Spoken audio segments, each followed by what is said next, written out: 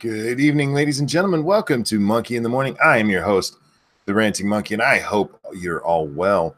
I'm betting you're better than Jared. Holy fuck, that guy. We'll get to him in just a little bit.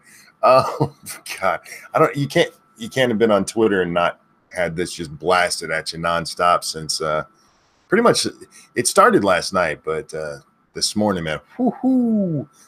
Mad Max, how you doing, man? Let me make sure I note the time here. Wow, I actually started earlier than I thought I would.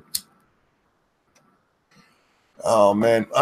Ebony, Kyler, Shiograth, Charles, how's it going, guys? I hope everyone's had a great day so far or is having a good day as you wake up.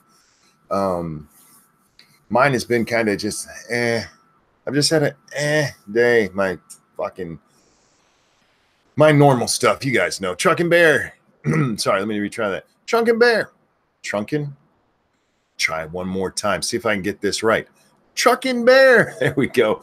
Random American. Check your logic. You almost got me with that. Simon. The Demon Man. I'm going to get it right this time. Steak and Eggs. Hey, I did it on my first try. Glory Hall. How's it going? And, man, you guys are awesome. I love that everybody shows up and just yells my name like, you guys are. It's not that I want you to yell my name. I like that this has become a thing. And Peter, you're an asshole for starting it, but it's kind of cool.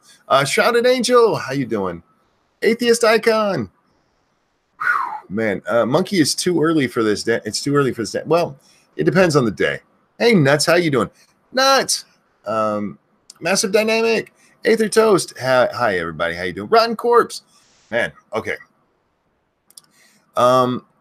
I almost got you to do what? Well, you yelled somebody else's name, which made me almost yell yours. It was me. You almost got me with that. I thought you were trying to fuck with me there. Anyway, hey, the doctor. We love you. Oh, you're too sweet. You're too kind to me. I wasn't online very much today. Went to bed this morning and again woke up. God, 6:30, I think. And then I caught up on my Jared news and any guests today. I'm not sure. I sent the guys stuff. You want to come hang out random? It's still not me. I'm going to yell your name anyway. James. How you like that? Vincent. How's it going, man? Toasted Network. John. I'm going to count that. John. Random. Let me. Shit. I think I got to reopen my Discord. I don't have it open. You know what? Let's get that out of the way. I did close my Discord yesterday, guys. Don't freak out. There's no real reason for it. Just some stuff I don't want to deal with. But if you're more interested, if you want to hear more about why, I did do a short stream after the main stream yesterday. So there's like 15 minutes before I went on to Bear's stream, and we talked about it. Talked about it briefly there. Random, now I got to find you in my damn list here. This is my looking for random list sound or song. Can I find you this way? Yeah, there you are. Paste. All right, there we go. Link is sent to you, my friend. Okay, where were we? Got that out of it. Make sure I got everybody. Remember, first 5 minutes, it's free. After that, if you want me to scream your name, it costs you money because I'm a whore, but mostly because I want you to be here in the first 5 minutes. I don't want you to actually pay me to scream your name. Jen, how you doing, sweetie? Monkey in the Morning makes my insomnia worthwhile. Salutations. How you doing, Random? It's been a long time since you've been on the show with me. I know, and I kind of missed it. How you been? I'm doing terrible, but for now, I'll say I'm great. No, I'm in the process of moving, so. Oh, I hate moving, man. So do I. Navy brat, we moved a lot, and I don't know anybody who likes moving. I used to actually when I first struck out on my own. I would move every year because where I lived, they'd always have, benefits or bonuses to signing up. So it was actually economical for me to keep moving. But that was before I had a ton of crap. Oh, gotcha. Real quick. Thank you, James Colley, who yells, "My name!" Bert and Ernie, Pookie Nom Nom, John Migda, Chovian? What the hell the fuck do you say that? Choven? Choven? We'll call you Chai. Choven! Choven. And DJ, that's going to wrap it up, guys. After this, Data, now you have to pay for it. Oh, man. Yeah, moving always. Maybe it's because we always did have stuff. We had the 3 boys in the family and mom and dad. So we're always a family of 5. And then we've always had too much shit. Too much. I remember when we first moved into this house, I thought we had a ton of shit because we lived in apartments. And we moved in here. It's like, wow, we have space everywhere. Now it's like, Jesus Christ, where am I going to put shit? If we ever had to move, yeah, I'm just hiring movers because I'm not boxing shit. Well, I'm crippled now too. So if AT&T doesn't fix my shit soon, I'm seriously going to start looking. Be like, give me a house where I can actually have internet. It's what year is it? 2019. God damn it. Fix my shit. Hey, Cynic, how you doing, man? Guys, if you don't play, or if you do play 7 Days to Die and you don't play over on the open server, you really should. You can find that on Satsu's Discord, the information. I've been over there the last couple of nights, and it's been awesome. I've been enjoying playing with you guys. It's been a lot of fun. Well, we're glad to have you back. And I get quiet just because I'm in full building mode. I always feel bad when we're on the stream with Satsu and I start building because I'm like quiet the whole stream. My name is Chloe, like Kardashian, only spelled it. Oh, okay. Chloe. There you go. Did it better. So that's Clovian. All right. It's hard for me to tell if that's an L or an I, which probably means I need to clean my my computer monitor and put my fucking glasses on. Oh, man. A little stretch here. So what do we have in the wonderful world of Monkey in the Morning? Well, I didn't have a short article. Like I try to set this up so that when I go live, there's a little tiny thing we talk about before we get into the main subject. But I didn't find anything that I thought was worth talking about. And I'm not going to lie to you. I didn't look real hard either. You can always move up to Gaylord, Michigan. Your hair will love it there. I ain't trucking bear. Come on now. You leave my gay hair alone. Also, why would you want to move farther north? Yeah, I don't. Yeah. If we move, see, I'm torn. I don't want to move too far from where we are, but I also want to move much closer to my children. So it's kind of a toss up. Actually, there is a place down by Grand Rapids that I would love to live, but it's expensive, and I don't want to pack everything up. I need Jared size numbers for me to be able to make that move. Speaking of Jared, have you been watching this random? You're not on Twitter, so I don't know how much you've heard about old Jared here. Just what you guys have been talking about. The first time I heard someone mention it, I thought, is he out of jail already? Oh, wrong Jared. Wrong Jared, although he may get there. He may. We'll get to that in a moment. So for those of you who don't play on Twitter and have missed it on YouTube, because tons of people have made videos about this today. Real quick, Bert and Ernie, thank you so much. So far, I have got you to reply to Moni and Munji. The level of intellect and maturity astounds me, or my level of intellect. And look, man, I've kind of got to the place where close enough counts because I am easily fooled, which I don't think you're supposed to admit, but it's true. It's okay.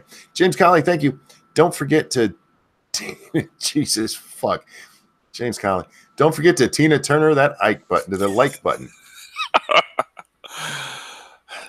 He actually give it a lot of hair. What? For those of you listening, he did not say the Ike button. He said like. My brain just went there because of the joke he was making.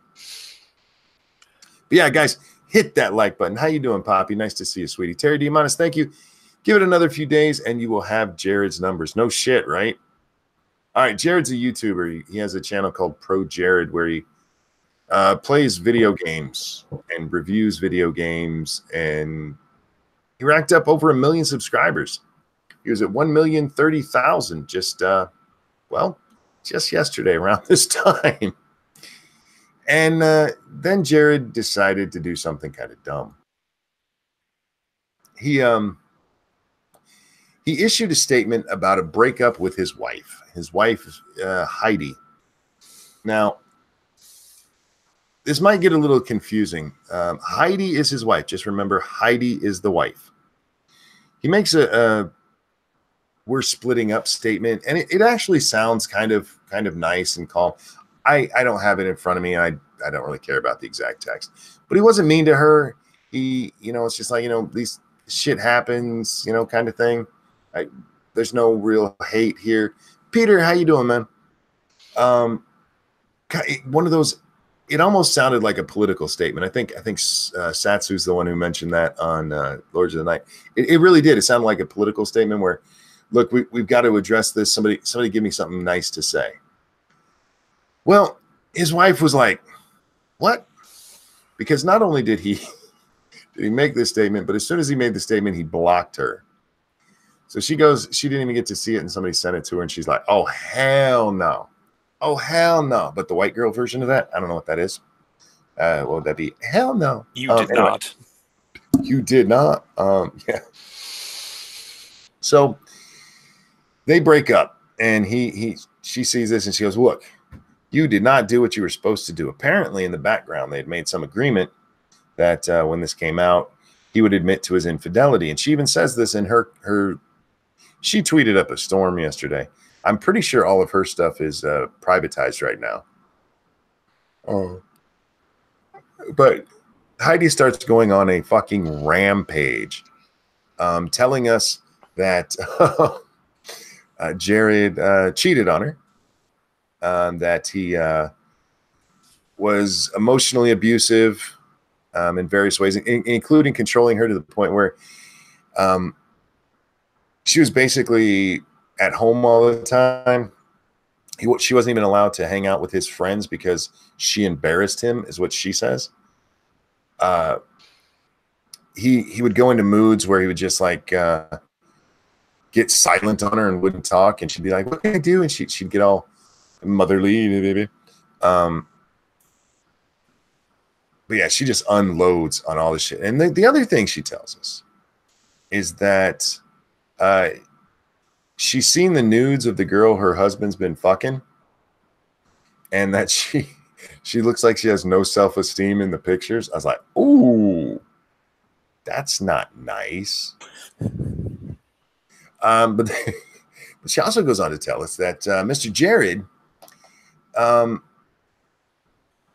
solicited pictures from his fans. Now, there's a lot of the way she said it is kind of confusing, but he had been not exactly sharing nudes, that the lewds thing, and where it just looks kind of lewd. And she was okay with that. They talked about it, and he was doing this on Tumblr. And then he set up an Instagram account, no, a Snapchat, I think it was, account just for this, right? But again, lewds, not nudes. And apparently she came across it and found out, nope, it was actually nudes. And he didn't stop. He just kept going. And now it's come out that it's possible that he was sharing nudes with underage boys. So why did people like this guy again? I don't know. I'm very confused by the whole thing because, one, I mean, look, I realize that no, you don't have to be the prettiest man in the world to find a woman. All right, anybody can. But this is one goofy-looking motherfucker, and he not only got married to she's basically a model. She's a cosplayer. And she's kind of cute. She's got a little bit, her nose is a little bit big, which probably help them to go together because his is fucking huge. Let's pull a picture of old Jared. We'll put that on the screen here. This is the pussy magnet we're talking about, y'all. Oh, yeah. How many chicks in chat? How many y'all just got wet, didn't you? Y'all just went I think is that the sound wet makes? I don't know. Why am I getting Saved by the Bell vibes here? Man, this dude, man. He's a pussy slayer though. This dude slays. I think having 1 million viewers helps. And yes, Evil One just said he has to be rich. Yeah, he's living pretty well. Either rich or give off the impression that you're rich. Whichever you can pull off. He's probably been doing very well for himself. He's had a channel for quite a while. I mean, even back before the adpocalypse. His stuff isn't controversial, so he should still be getting the good ads, you know. He should still be making a lot of money. We're actually going to look at his social blade because this is where Jared's done a few dumb things. He's ruined his marriage. He's ruined his career and possibly ruined his freedom. And why? What the hell? Now, I don't know that much about the relevant laws, but how long did she know about the underage pictures? Well, she didn't. She found out about that yesterday when the rest of us did. Because, well, real quick, this man lost 102,000 viewer subscriptions yesterday. And he's already lost another 9,000 today. Darkshade, thank you. Sai, and I was loving his Let's Plays too. You know what? Darkshade, you can still watch him, man. I don't know how often he's going to be doing them. He'll be doing them with Bubba. Jack, my man, how are you? I'm doing well. How are you guys doing? Better than Jared. Oh, that's low standard. That's my new line. If I'm rough like I am today, like, how are you? Still better than Jared. Thank you, John Migda. Some dumb American. Yeah, we're just talking about his loss, man. He's fucked up in a huge way here. Well, hopefully those people will be looking for quality content, and if they don't find that, they can come here. Indeed. Look, guys, me and Satsu play video games. Come watch us. Yeah, he was averaging like 40,000. Let's see, what was it? 45,000 views a day. Damn. Yeah, which is pretty good. He was, and this is now. I mean, if you go back a while, I'm sure he was doing much better than that. So yeah, he's got money. Jesus, yeah, he's got money. You have to have money to get pussy if you look like that. What was that, Jack? I'm sorry. No, you're right, but it's also money that's going to go toward alimony. Yeah, and possibly lawyer fees. Yeah. And okay. Prison money, probably. Yeah, for them packs of cigarettes in jail. Cheeky says, ProJared is my hero. All right. That's a weird thing to say, especially what we're just about to talk about. So random, his wife Heidi mentions on Twitter that she knows that he was actually sending out nudes and was getting nudes. And people started contacting her like, yeah, I was one of them. Would you like to see it? And can I DM you? Some of them said, and other ones were like, nah, here's a picture of Jared that Jared sent me. And look, there's his dick. Unfortunately, yes, I know what Jared's dick looks like. I'm just thankful that you won't share it now. Yeah, I can't put that on stream, guys. Thank you, James Colley. His first Let's Play from prison. Get on top. Nice. Nice. It's a virtual reality game. It's called 7-inch poop shoot. It's gonna, yeah, this poor bastard. So, but anyway, apparently there's two guys who've come forward who said that Jared sent them pictures and had them send him pictures when they were under 16. which by the way is against the law, I believe, in every state. Yep, 16 will get you 20. Yeah. So I'm curious, what if they're not from America? That could be even worse if they decide to extradite him to another country. But are you asking like a country where it was lower? Yeah, because I know that if in America it's based on the state that the child is in, right? Right. I don't know. I don't know how any of that works. I just know if that part's true. He might be getting some visits. Mm-hmm. It'd be a knock on the door, but hi, we're the FBI. We'd like to talk to you about your child porn habit. RG says, how long till the FBI investigates him? I'm guessing until his angered wife gives them a call, which I bet was earlier today. She might have destroyed her future paychecks from Pro Flameout. I don't know what that is. Is that what she cosplays through, or is that a joke that I'm not getting? I'm not very smart. I hate when that happens. No, so yeah, this is the Jared thing, man. This motherfucker, yeah, yearly projections, he's projected to lose 1.2 million subscribers this year, which is more than he ever had. Wow. I think YouTube should send him a silver stop button. A rewind button. Because he lost 100,000. At 100,000, you get the silver play button. So it looks like Filthy Frank. It's time to stop. Oh man, I don't understand. See, I've never heard of this guy before today. Me neither. So, I guess he was big on the YouTubes, but I don't know why anybody would want to see nudes of Ichabod Crane there. That dude is weird looking. I know, right? He's creepy as fuck. But yeah, I mean, I always thought I was a handsome guy, but apparently not. Apparently you got to look like that to slay the puss. You just need piles of money. Yeah, but you need a lot of money to get over that face. Have we seen his wife? Do we know if she's hot? Yeah, Jack. She's a cosplayer. Yeah, that doesn't mean anything. I've seen a lot of cosplayers, and a lot of them are. No, I get you. Let me see if I can find her again. Let's see. Sorry, I jumped in late, and you're not missing much. What the fuck is her last name? I forgot. Can you just search on Heidi and Jared and probably? Yep, that's what I'm doing. Here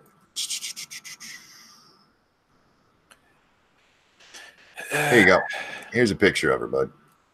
Dude, this is her in outfit.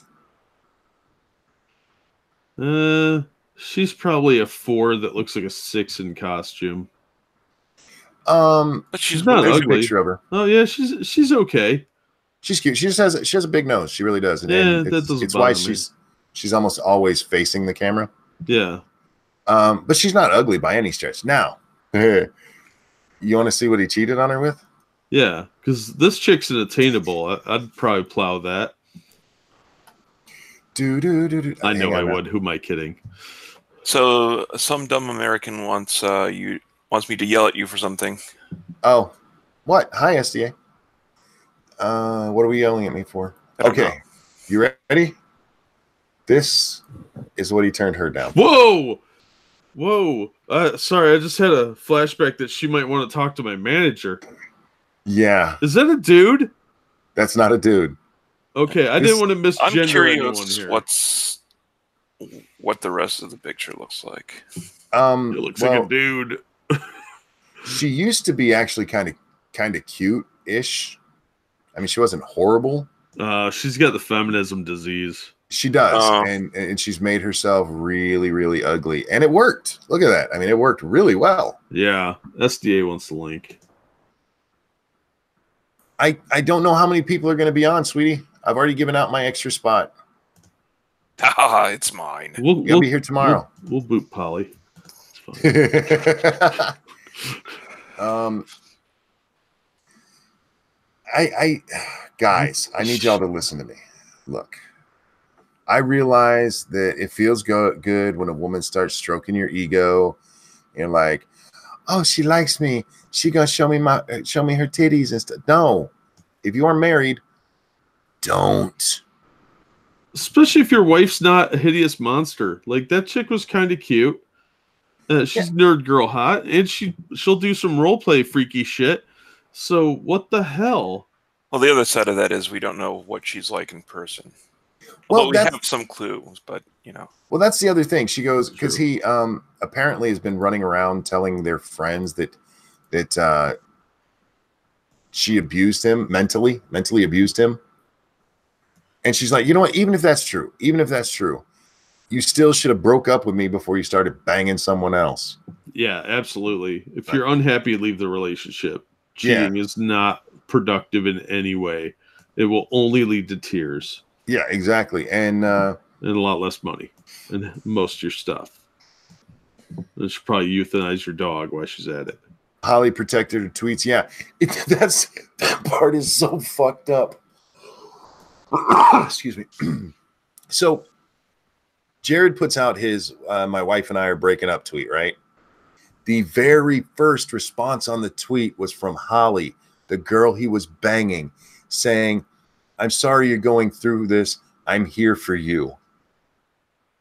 That's messed up. Like, you dirty cunt. No.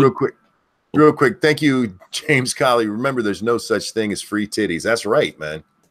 That's why I tell you guys, if you want us to see you nude, send them to Jack, because I'm a married man.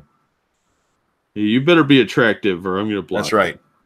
No dudes. Yeah, no dudes, no uggos. That's right. Anyway. If you're not sure, that means you're probably ugly. Jack, you're so kind. I know. Look, I don't have any standards, so if you want to send them to my Twitter, I don't check it. Go right ahead.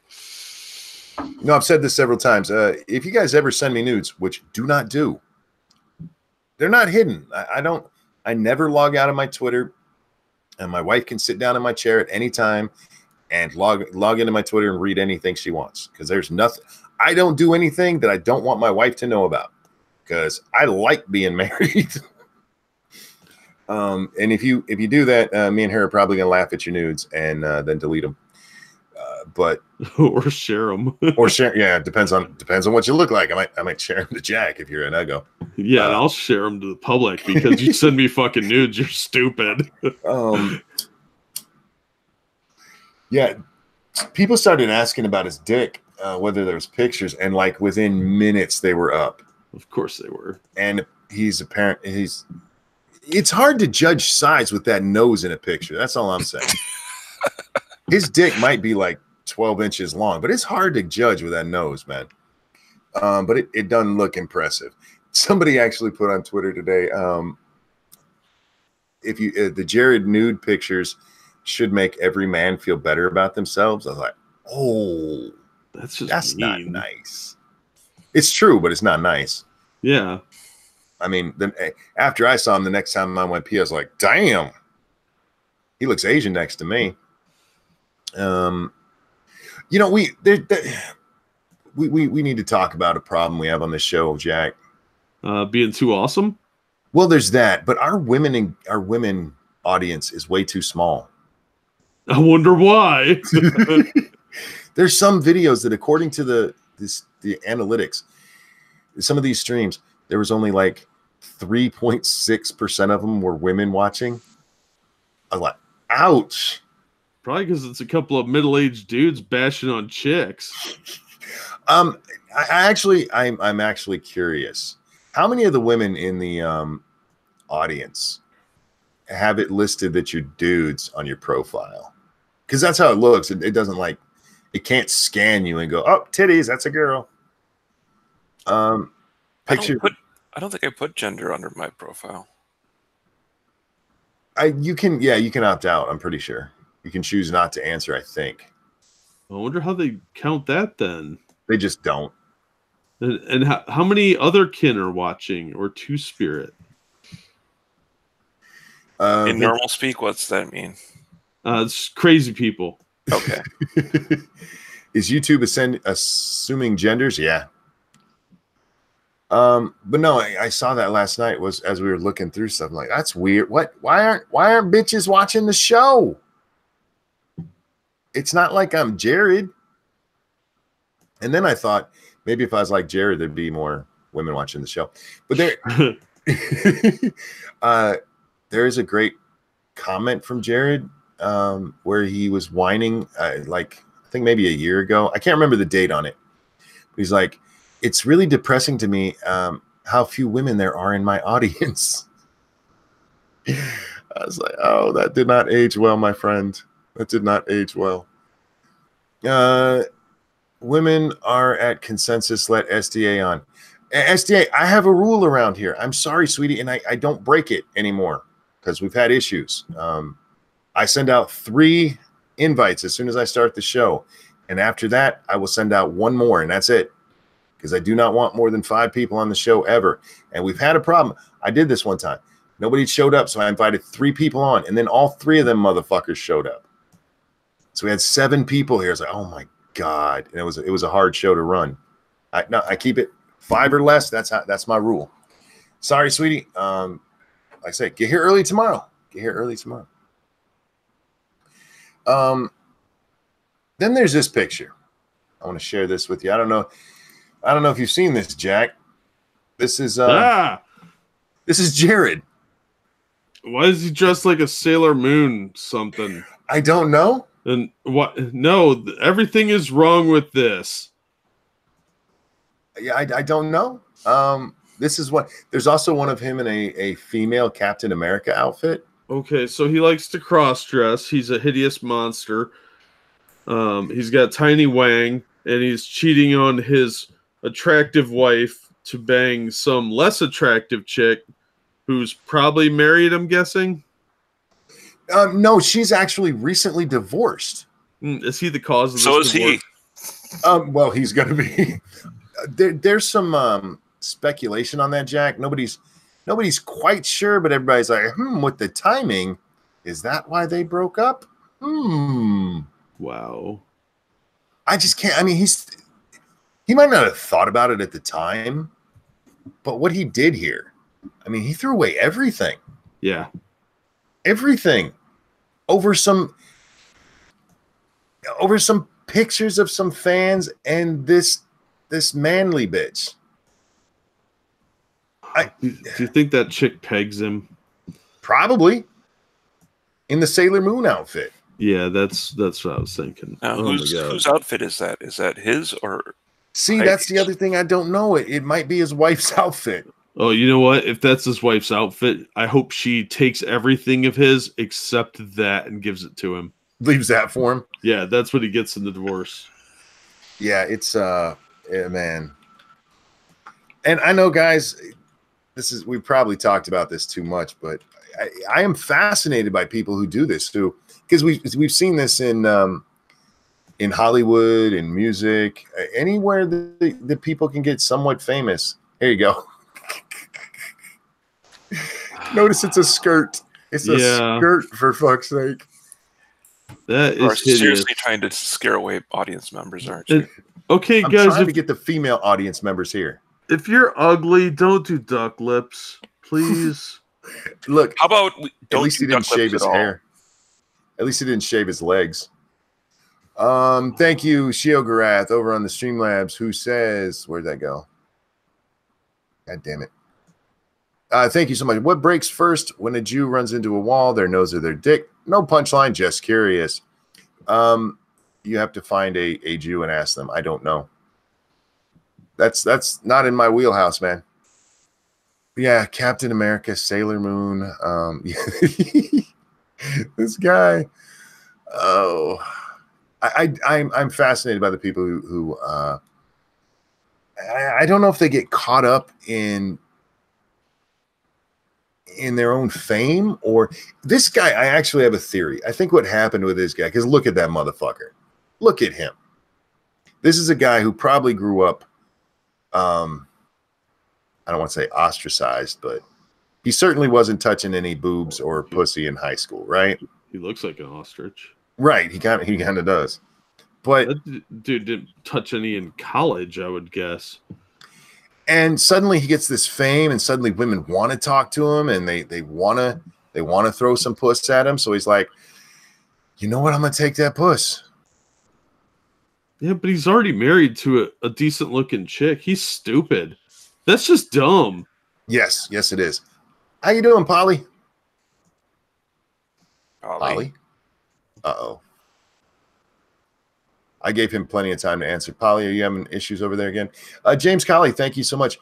They don't break. They just turn to dust. History told me so. Oh, God damn. Y'all are trying to get me in trouble today. Oh, now I could picture somebody doing a meme of Thanos with a Hitler mustache. Jack, I'm going to send you a... Oh, no. What? I would send it to Random, but he doesn't have a... You have a Twitter, right? You just don't use it at all? Yeah. I mean... Okay. Do you even know your password for it?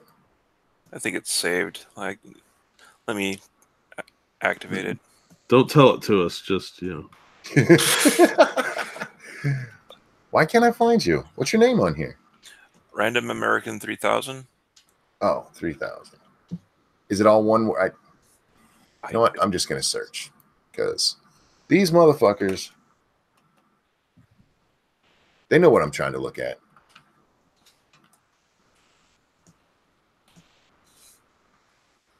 Let's see. No, nothing comes up. Oh, there you are. Aha, I found it. It says you haven't tweeted anything yet. And I can't. Oh, we're not friends. Damn it. No, I don't remember my password. Damn it. That's all right. Jack, did you see what I sent you? I sent it to the group, actually. Guys, hey, how you doing, Polly? You know what? Here. Real quick, I'm sorry, Polly. There's what I sent to them, and you can click on it from the chat there, Random. Regrets were made. Hey, Polly, how you feeling tonight? I am caffeinated and busy, but I'm getting things done. You know what kills me is that I thought I'd figured out the order for the mic because I joined, the mic's not working, whatever the fuck. Since I switched to Windows 10, it's a driver's issue. I got to plug the mic in before I launch Chrome. Thought I had done that. No dice. But Jacob Jett tweeted us something today, and it's like, you aren't a real streamer if you've never talked for 20 minutes with a muted mic. With all claps in between each one. And it's like, was that shade directed at me, says Weibo? And then Zelthor responds, I don't know, it sounds like Polly to me. Yeah, that's just professional streaming. I've only done it for like 3 minutes before I finally caught myself. You know how it happens every time with me? It's someone will say something and I'll go, yeah, you know what? And then they just start talking over me and I'm like, oh, well, that was rude. And then I'll do it like 30 seconds later and they'll cut me off again. And then when I start yelling, you motherfucker, you cut me off one more. Oh, wait a minute. Is my mic working? Then I realize it's not. I don't have to talk for very long before I clue in that, Well, usually I don't throw out the link to you guys until usually 1 or 2 minutes before I'm ready to go live. That way I don't have to worry about muting myself to get up and go do something. And for some reason that night, I'd thrown out the link way early and I'm like, oh shit. So I muted myself and went and did all the stuff I needed to do before I started. Came, sat down, started the stream like normal because I never have it fucking muted. And yeah, suddenly in the chat, we can't hear you. Like, oh, fuck me. Oh, guys, I need to talk about the hashtag real quick. I'm sorry, Polly. What, Monkey in the Morning hashtag? Yeah, I got to get this out, guys. I can't tell you what to do on Twitter, but please, please, please stop putting actual nudes up there on MITAM. There are kids that go to that hashtag. They go like, there looking for... You mean like One Direction fans? Yes. So... At this point, are they still kids? No, they probably touched themselves a few times thanks to us. But I appreciate it. Y'all know I love the titties. We all love titties. Wait, let's take a poll. Brandon, you like the titties? Yeah, absolutely. Polly, you like the titties? Yes, I am firmly in favor of titties. Yes. Jack, where do you stand on the titties? I enjoy women's tits as long as they are not bigger than my hand, but I don't enjoy them as much as I enjoy a nice ass on a lady. There you go. Man tits are outright. No man tits. I think we're all in agreement on no man boobies. We all like the boobies, but guys, they've got to be covered. Just cover the nips. Sorry, and keep the vaginas covered too. And this is a Jared moment here. We want lewds, not nudes. Just throwing that out there. Yeah, because again, guys, kids come to this. And real quick, thank you, James Colley. After that link, don't feel bad about the dust joke. Fair enough, James. Fair enough. Plus, we don't want to all get booted off Twitter just yet. Oh, you can show pornography on Twitter. Yeah, but that won't stop them from using it as an excuse to kick you off. Right. That's true too. And like I said, what did you click the link? No, so I thought out loud there. I just typed et al into chat, like as if anyone's going to know what that means. I mean, and anyone who knows what it means is going to be pretentious as fuck. So I just said hey to a bunch of people, and then I think I forgot some people, so I typed in et al at the end. Like fuck. So I'm pretentious now. Yes. No. I would come across as pretentious. I mean, sure, SDA, she's in university. I'm sure she's come across et al a whole bunch of times. It just means and the rest. That's in. Why don't you just use etc.? I see SDA does know what it means. Because I was doing research all day long. Because it came up a whole bunch of times, and because he's so posh. No, it's simply he's the American part posh. of my day job. So I was, he's got et al stitched on his smoking jacket. I don't know. Sounds like some kind of muzzy shit to me. Because etc. wasn't appropriate in that case. Absolutely, it was. If you're like me, like etc. whatever, I'll yell, fuck you. But I mean, it can be sure. At two poly. Okay, now, okay, you know what? I would draw this statement. I ain't write no motherfucking journal article, and I know what it means. I was obviously wrong. Yeah, Polly apparently thinks all the viewers are dummies. Thinks y'all are stupid. That's what I just learned. I'm just going off of what Monkey says when he's not on stream about y'all. Apparently he really underestimates you. Oh, you dick. Well, I didn't mean to call you out like that, Monkey, but shit, got real. My audience knows I love them. Yes, we do. A little too much. But I'm a little curious now. What is the difference between et al and etc.? I'm curious if somebody's always limited when they're. It's just et al simply means like and the rest that are either the list is too long to name them, like it's referring to specific individuals, like as in personages, not items or objects or a list of things. Etc. means on as the same.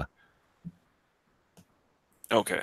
Like it references, other things are to follow, but you get the idea so far. No one cares, college boy. Excuse me. Someone did care. No, American cared. He did it first, and then he started going on, and even he was like, "Oh fuck." And you know what? Hashtag Polly abuses Jack. Fuck it, I do, and he deserves it. What's your point? Hashtag pistol whip. Well, that would be the other direction, wouldn't it? I'm not messing with Polly because he intimidated Facebook into putting Bounding into Comics back up. Oh, can we talk about that real quick, Monkey? Absolutely. Because we won't be able to talk about it until next Wednesday. It's Bounding into Comics, which is a really cool news site related to movies and pop culture and a lot of stuff we cover on Comic Book Curation over on my channel with Jack Inquisitor and myself. And we talked about it. They got taken down, and the reason given was for posting the trailer for Spider-Man Far From Home. And it's like, really? And not posting it, linking to it. You know what I mean? And it was like copyright infringement sort of thing. And it's like, no, I think you guys, the suspicion was very strongly, this is one of the few news sources that isn't complete shillery. Bounding into Comics is pretty cool. We cover a lot of the stories. We talk about a lot of stories they cover. Mm-hmm.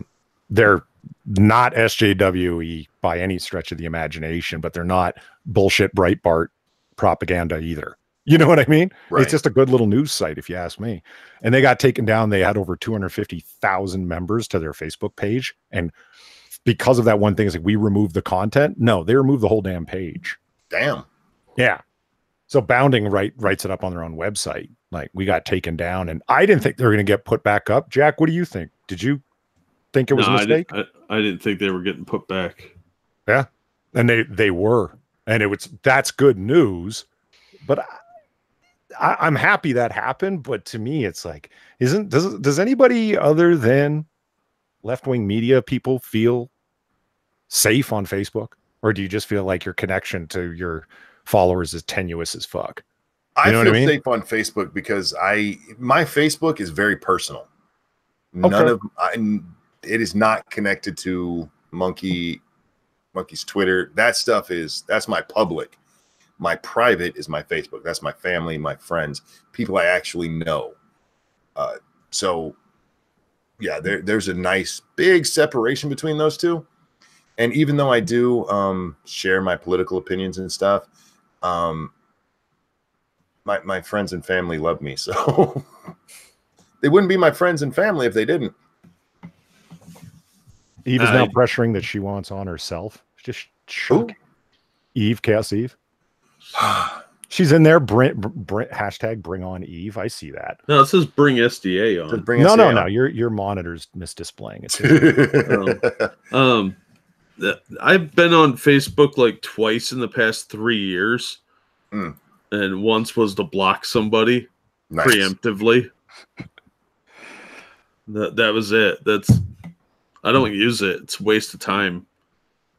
There's a bunch of people with a bunch of nonsense pictures of their ugly children, their food, and them whining about Trump. I don't need any of that.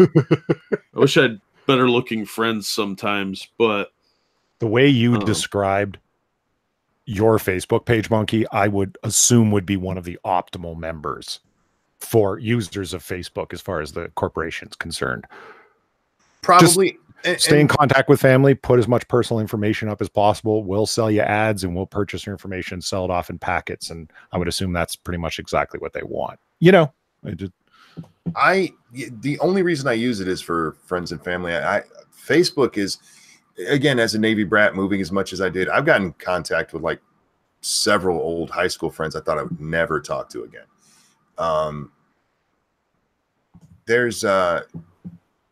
There's a good aspect to Facebook. I don't care if they sell the fact that I make dick jokes. Go tell Adam and Eve and have them throw an ad on there. I'm not buying it through your fucking website. I don't give a shit. Well, that's not why you should be concerned. Why should I be concerned? Because the information that they're packaging up and using and selling, they themselves are very likely not selling it personally. They're selling it off to information packet sellers, third parties, right? Those third parties put it then on what's referred to as, quote, the commercial market. That's where the concern is, because, you know, you ever been pulled over by a cop or seen someone pulled over by a cop and they're sitting there typing on their little fucking computers forever in a day, or when they do a background search on somebody, they got all of this information. Where do you think they got their information database from? In large measure, not exclusively, but in large measure from the commercial market. That's how they know where you live. That's how they know you've never had contact with the police. You have no criminal record. How do they know all this shit about you? Because it's all part of a database purchase for the commercial market. Police can buy it. Security forces can buy it as quickly as an internet company trying to sell you something can buy it. Well, first you assume I don't have a vast criminal record. I'm sorry for insulting you in that way. Don't assume my criminality, Polly. You're right. I would draw it. You are a felonious, nefarious individual, I'm sure. It doesn't matter to me. And I know it should. I know a lot of people get really upset about this stuff. I don't care. I really don't. I could take you to task on that hard, but I won't. I'm not. No, I'm sure you can. But I mean, seriously, you're a First Amendment guy until the end of the day. And I understand that and I respect it. But the Fourth Amendment, it's fine. Let it go. Really? No, you're right on the Fourth Amendment part of it. I mean, I've never seen it abused in that way. What do you mean? Well, I've never seen somebody pulled over by the police. And it's like, on Facebook, you told a bitch to go fuck herself, so we're taking you to jail. Or, that kind of stuff. I've never, we found out from some info packager that you did something wrong, so we're taking you to jail. Well, it's not necessarily that reason why they would do it. The information contains more than that. Where do you live? Where do you log in from? Well, Yeah, and They find could your Fourth trace Amendment your violation. movements. you will be free in your person and papers. You'll secure rather in your person and papers. Selling your information off randomly under false pretenses and to government sources and forces is certainly not you being secure in your personal papers and effects. Well, Again, though, I've never seen it used in a way. I mean, every time I've ever seen it, it's been used for selling ads. And I'm not saying that it doesn't. Go ahead, Bob, or Jack. I'm sorry. They can use it to, like, if I'm a private investigator, I can get access to this information too. Sure. And what I can do then is establish your routine, what kind of things you like. I can establish what restaurants you go to. And if I wanted to stalk you, that's how I would do it. I would just need your information, your name, what city you live in, and find a way to get the information then. As a PI, I mean, you'd be able to do that anyway. You just follow them. Well, look, but why do all that work when you can charge somebody more money and do less work? Again, I see what you guys are saying at. It's just I haven't seen an example where I would go so far as to say that's a Fourth Amendment violation. Okay, let me ask you this then. Okay? Sure. Somebody's working at the NSA, and this did happen, excuse me, repeatedly. So somebody's dating somebody new, and they work at the NSA. So they do a complete records and information scrape on the individual they're dating to find out who they're dating. Violation of their Fourth Amendment rights? Somebody doing that from the NSA? Yeah. For what reason? Just because they're dating him? Yeah, they want to know who they're dating. Or they want to know who's dating their son or daughter. Or, yeah. Okay, so why is it someone at the NSA doing it a violation, but a police officer or private security officer doing it not? Well, what is the reason they're doing it? Legal or illegal? Like, it's just like, you realize keeping dossiers on people is illegal in and of itself, right? Yeah. They do it all the time. The FBI has. I mean, so how, I mean, what is going on with selling information packets is a dossier and everything but name. Real quick, over on the Streamlabs, thank you so much, Tall Person. Monkey, I did not get a notification. YouTube, fix your shit. By the way, guys, we've been looking at this, and it seems like if you're not getting notifications, you're probably not using Chrome. And I think there's a reason YouTube is not answering about this shit anymore. Chrome being Google's platform, I don't think they're in a big hurry to fix it anywhere else. That's actually really interesting and could explain a lot. Yeah, I said it like 3 days ago. Yeah, yeah. I didn't notice that. That's you really might not have been interesting. here that night. Polly ignores me. I was out of town. Hang on. Tall Person says he is using Chrome. Oh.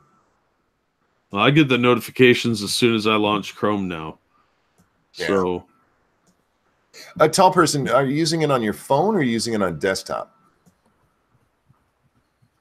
Google is biased. Of course they're biased. Why wouldn't they be? There's a reason we can't use Hangouts through Firefox anymore. Chrome is malware. Desktop. Although Firefox kind of screwed themselves. Well, they did. Nonsense. Theirs has gone completely crap. Anyway, to what you're saying, Polly, I understand. I do. It's just, it's not something that worries me. And I don't know why. I know it should. You know what? I've said it before when you talk about free speech under First Amendment, because I notice you don't beat away on other aspects of the First Amendment. And that's fine. Mm-hmm. Everyone's passionate about different things, and that's cool. I just don't want people dismissing what are your pre-existing natural rights as protected by the Constitution. That's all. I'm not saying you should be passionate about it. Just come on, man. Don't be dismissive of them. They're important, damn it.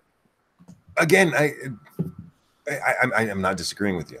Mm-hmm. But by and large, the information that they collect is for advertising. That's why they do it. It's how they make money. And I don't have a problem with that part of it. Maybe I do need to look further into the government portion of it. But I mean, like I said, I haven't seen anything that's made me go, whoa. And no, I'm not just it's not just the First Amendment. If you the whole Trump thing with his taxes, with the Congress. We get to see his taxes. You have to send them to me. Like, that is a Fourth Amendment violation, you fucktards. The fuck are you talking about? You can't just look at his taxes because you want to.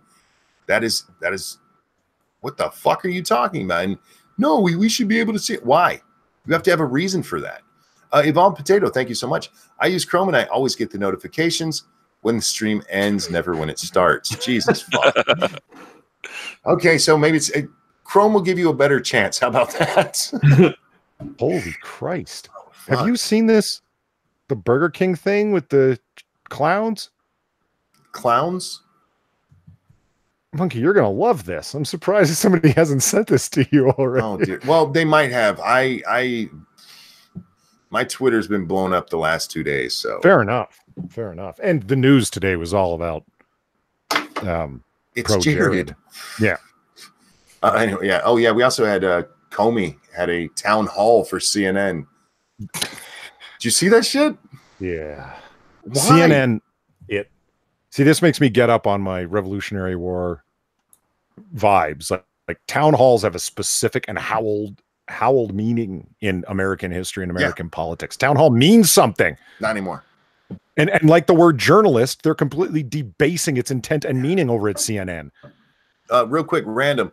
If you want to jump in the conversation anytime, just jump in there because we are all, well, me and Polly are very forceful speakers, so just jump in there. It's not rude. Just do it. Wait for Jack to start talking and then talk. Okay, I will. Anyhow, send it to me, Polly. Well, I was going to read it, but fine. Well, you can read it. I'd like to see it too. So I just wanted to. Mostly, it wasn't that I.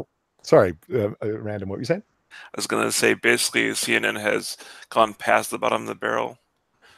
Oh God, yes.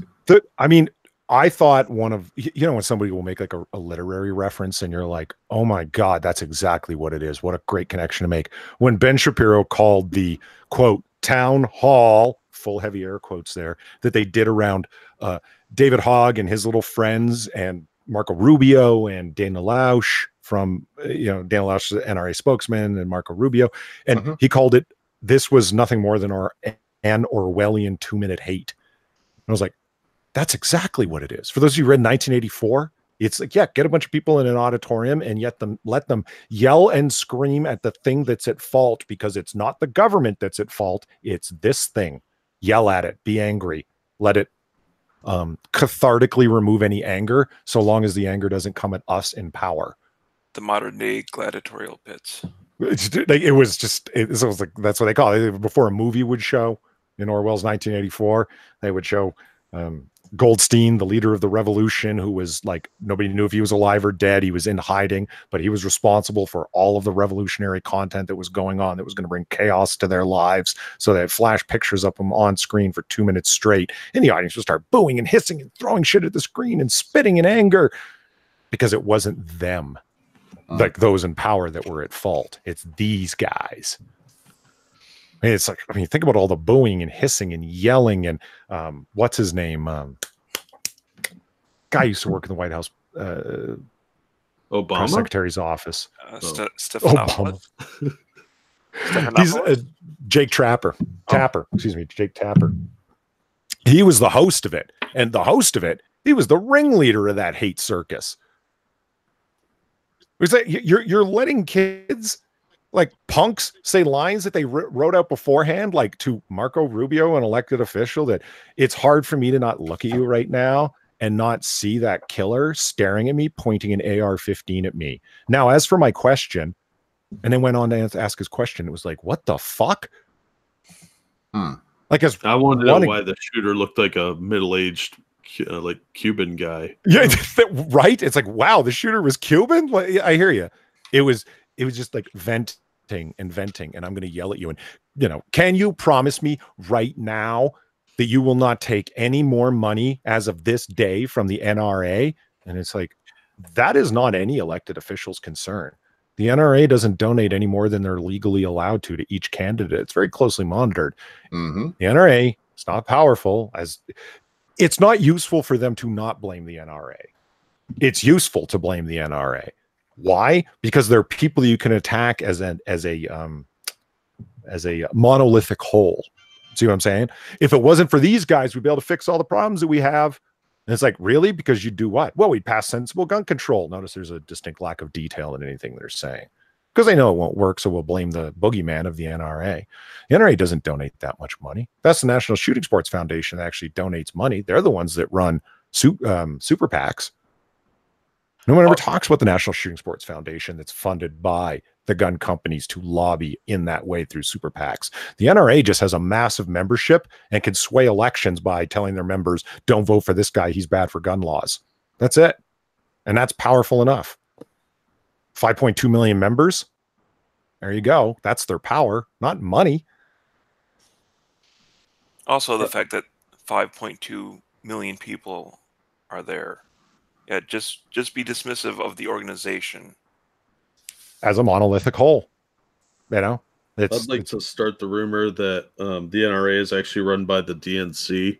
So that they'll have, not only are they creating their own boogeyman, but then they'll have a list of gun owners. So when they actually do the gun grab, they'll have a list of people. Okay, hold on here. What's the thing with the clowns? Oh, I'm sending to you right now. I'm just pulling up my messages. We've been waiting. What have you been doing? No, motherfucking Ranting. hell. It's fine. Yeah, I've been. Imagine someone on this channel ranting endlessly and not doing what they're supposed to. And while you're doing that, let me get this super chat. Thank you, James Colley, who says, follow Monkey on Twitter. That's the best way to get notifications. That is absolutely true. Even though YouTube has gone and fucked that up too, because it used to automatically send it, and then they changed it because reasons. Wait till you see this, Monkey. You're gonna love this. Now we have to do it individually. But yeah, follow anybody you like on Twitter or on YouTube. Follow them on Twitter so that you can get notifications. And yeah, don't forget to support the what the fuck is that? I told you. This is awesome troll advertising. Well done, BK. But don't forget to support the gentlemen that are on the stream, guys. Don't forget to throw your information into there so they can. What in the actual fuck? Are you gonna read it, dude? Oh, I sent it to you because you wanted to. I just wanted to flash it on the screen and scare you. Some of those photographs they take, and those are their actual ads. When Burger King marketing team aren't setting fire to just about everything these days, they're putting the torch to mega rival McDonald's in the newest installment of its ongoing effort to troll the golden arches, the green arches.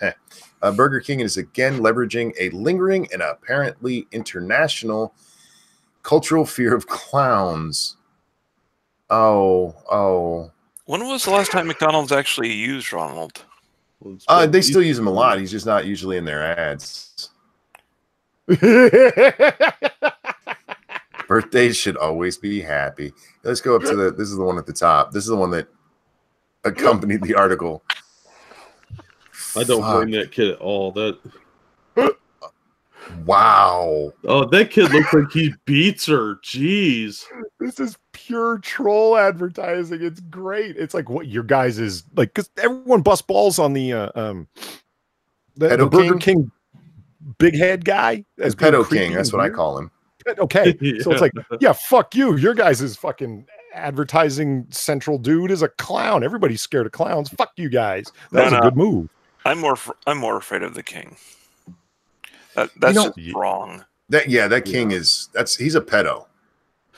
That's a pedo king, man. Streamlabs. Thank you, Terry DeMonis. Monkey says you need support. Here's money to buy a bra. Well, it's a good start to the fun. Thank you. He's got your back, bra.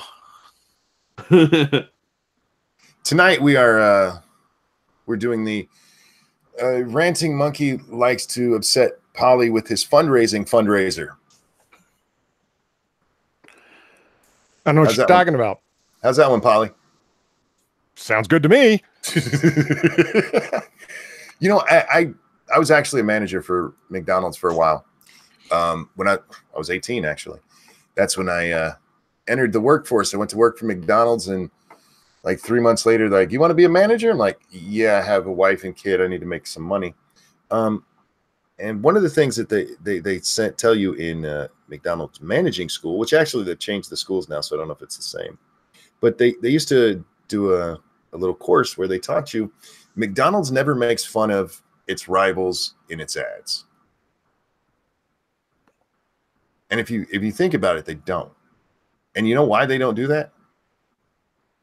Because the rivals are so much smaller, it seemed mean. Because that makes it look like you're trying to play catch up. Yeah, yeah, it does, doesn't it? It does. Yeah, it does. You're not wrong. Yeah. So what McDonald's does is they just highlight what they think is good about their business. And I get what you're saying, Polly. These are funny, but this just looks like, man, I wish I was them. Actually, I was talking with somebody the other day. I keep saying actually a lot. Sorry about that. I sound like a moron. Actually.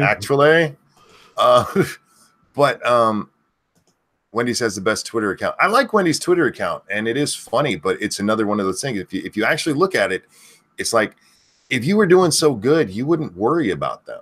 You'd just be like, look how good we're doing. Isn't there a certain point when you're being so obviously beaten by them? What's the problem with saying we're the small guys? Yeah, we're the smaller guys with higher quality burgers. And it's not true. It's not untrue in Wendy's case. They do have better quality burgers than McDonald's. So why not say it and bust balls? They're like, oh, fuck those guys with their mass produced crap. Come over here. Always fresh, never frozen. And how's that doing for them, though? That's a good question. I don't know how well that kind of, I don't know how well it pays off. McDonald's is still on top. And you know who's catching up to them? Huh. Chick-fil-A. Really? Chick-fil-A is the one who's catching up to them. I think they're now like the third largest fast food chain in the country. But angry check marks on Twitter told me that makes people homophobic. Why would that? I know, right? Well, you know what Chick-fil-A did? They just kept doing their fucking business. Yeah, we sell good chicken sandwiches. Fuck off. Yeah. I am so happy there's one coming near me. Because for the longest time, it whenever I'd go to a place that was, where they were, it would always be on a Sunday. Oh, fuck. Yeah, that sucks. They're closed on Sundays, guys. That's why. I got to agree with Ebony on that. When it comes to chicken nuggets, McDonald's beats Wendy's. Definitely. Absolutely. Oh, yeah. Definitely. They beat everyone, especially since they went to the all-white meat. Yeah. Yeah. There's just... I don't know. I think they're sprinkling crack or some other kind of addictive substance in their nugget batter, man, because they're good. No, actually, it's in the sauce. It's not in the nuggets. Nugget batter is what you spray on a midget. You know what kills me? When people try and point out about the McRib, and they're like, "Here's what a McRib looks like when it's still frozen. You still want to eat it?" And I'm like, "Yeah, yeah." I'll give a fuck, that man. They're good. Turned me off. I know what a burger looks like before it's slaughtered. Still want to eat it. There was a big push 2 years ago, maybe 3 years ago now, where they found out Taco Bell's so cheap because they're using grade C meat. I'm like, I don't give a fuck. Have you tasted it? Yeah, it's yummy. Exactly. If I want a really good taco, soft shell taco, I'll make it at home. If I want junk food, I'm going to Taco Bell because it tastes good and it's junk food. I didn't think I was getting anything good. Who thought that? I don't eat ho-hos because I think they're like made of good stuff. They just taste yummy. If you can make kale taste like a chalupa, I will eat that shit. I don't care what it is, as long as it tastes good. And let's stop pretending that Chipotle is like high quality. It's not. Hey, they have grade A salmonella. Oh god. I mean, how Chipotle reels people in is like, look at all the stuff you can get, and then it turns into like a giant shit mix clusterfuck roll. Like it, I don't know. How does that equal high quality or fresh? It doesn't. I want to read something. I read this on Lords of the Night, but I want to read it for you guys here. Well, some people don't get to see Lords of the Night, and I often want to get the panel's opinion on these things too.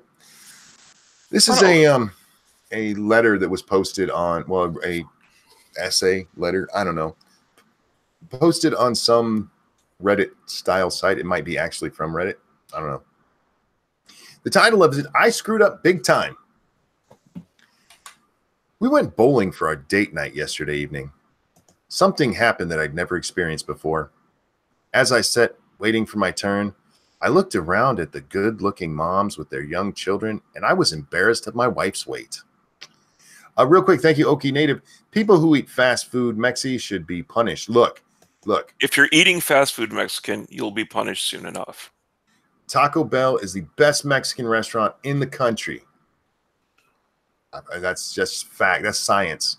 Anyway, the alley was filled with fat old guys and kids in their Halloween costumes. Even with my meager bowling skills, I could have been top dog in that place. But because I was with the lowest female, my confidence was crushed. It's shallow and I feel like shit for it, but that's how it was. A couple of games in, she asked me what was wrong. Like an idiot, I told her, I'm embarrassed to be seen with you. As soon as the words left my mouth, I regretted it. What in the hell's wrong with me? Why couldn't I just make something up? The shoes hurt my feet. My beer is warm. I thought I'd have a better score. But no, I had to say what I was actually thinking. Her eyes welled up and she looked like I had just punched her in the stomach. I told her I was sorry and tried to hug her. But she understandably pushed me away. I offered her my keys and told her she can go if she wants and I'll pay for our games and go home on my own. She grabbed the keys and practically ran out the door. She didn't even tie her shoes. I paid for our games and started the 5-mile walk home. She didn't lock me out, but she did refuse to talk to me. This morning I tried talking to her again, and she asked me to just forget what happened last night and that today is a new day and we should just try to enjoy it. We took the dog out for a walk, and I didn't say 2 words the whole time. I was too ashamed of my behavior last night. It's been 3 weeks since we made love last. After this disaster, I suspect it'll be a long time before she's ready again. You think? I'm embarrassed to be seen with you? And when we walked by a field, I was like, would you like to graze? Jesus. I read this. I'm like, what the fuck is wrong with you? I tried to hug her, but she pushed away. You're lucky she didn't punch you in the junk, motherfucker. Right? There's very large objects, very heavy objects with convenient finger holes nearby if you're in a bowling alley. So, oh my God. I read this and I don't know what kind of guy you have to be like that. Look, reality's reality, right? He knows if his wife is the fattest woman in that room. But there's ways to, talk to your wife about getting fit or losing weight without telling her in the middle of a fucking bowling alley, I'm embarrassed to be seen with you. You couldn't even wait till he got home? Nothing, sweetie. I'm having a rough day. Nothing. I mean, give him credit for being honest, I suppose. No, he gets no credit. He gets credit for being a dumbass. Well, that's the thing. That's not even being honest. That's being rude. I mean, I think that goes a little beyond rude. That's cruel. Yeah, you're right. I just love that. I could have been top dog in that place, but because I was with the lowest female, my confidence was crushed. Okay, so he makes it all about him, but more importantly, who the fuck wants to be top dog at a bowling alley? Oh my God. You know what's going to happen here, right? This chick is going to lose a ton of weight and then fuck all his friends. Yeah, probably. James Colley, thank you so much. That's right up there with, you can tell me how to do something or what you want done, but you will not tell me both. I think it's a little different, actually. I think it's a lot different. Oh, Jesus, fuck. We haven't had sex for 3 weeks. Yeah, I wonder why. Dumbass. That just makes me wonder how he was the rest of the time. I mean, if she's already like frigid around him and he's like, I don't like you, fat girl. Oh, which is worse, this or Jared? Probably Jared, honestly. But this guy is really pulling a pretty close second. Yeah, that's not a good look. Jesus Christ. Now, to be fair, as an asshole, I have to defend my kind for a minute. Because if a woman is fishing for a compliment, then it's okay to be a bit of an asshole. Because that shit you got to nip real early on in the relationship. But she just asked him what was wrong, and his ego took over, and he's like, I could rule this joint if I wasn't with you, fatty. Right. Because he's dressing this up a little to not make it like minimize the scumbaggery of what he did. Also, why is his bowling performance based on what she looks like? Well, I don't get that at all. I don't know. I don't know. Because I don't. It's been a while since I went bowling, but I never really paid attention to the people in the other lanes. I've looked around. I mean, especially if there's some hot chicks bowling, and when they roll the ball, you get that nice ass shot. I just don't understand why his confidence would be crushed if he could be top dog. He should be like, I could get that bitch, not like, well, shit, I got this cow. Well, he is dumb enough to say what he said, so man, I don't understand people. That's not even that hard. That's an easy one to avoid. Yeah. Was there a bar at this bowling alley? I wonder. That's a good question. Well, he did mention that there was beer. When is there not beer at a bowling alley? Thank you so much, Terry. Bring up this here. Given his behavior at the bowling alley, his request for sex was probably, "Hey, fatty, you want to go fuck or what?" Oh God. Oh, yeah. I just. What the fuck is wrong with people? They're crazy. We have no standards anymore. That's what he said is just fucking hurtful. Yeah, he should leave. She should leave him immediately and take him to the cleaners. Take everything he owns, and then all the things that he loves, film yourself destroying them.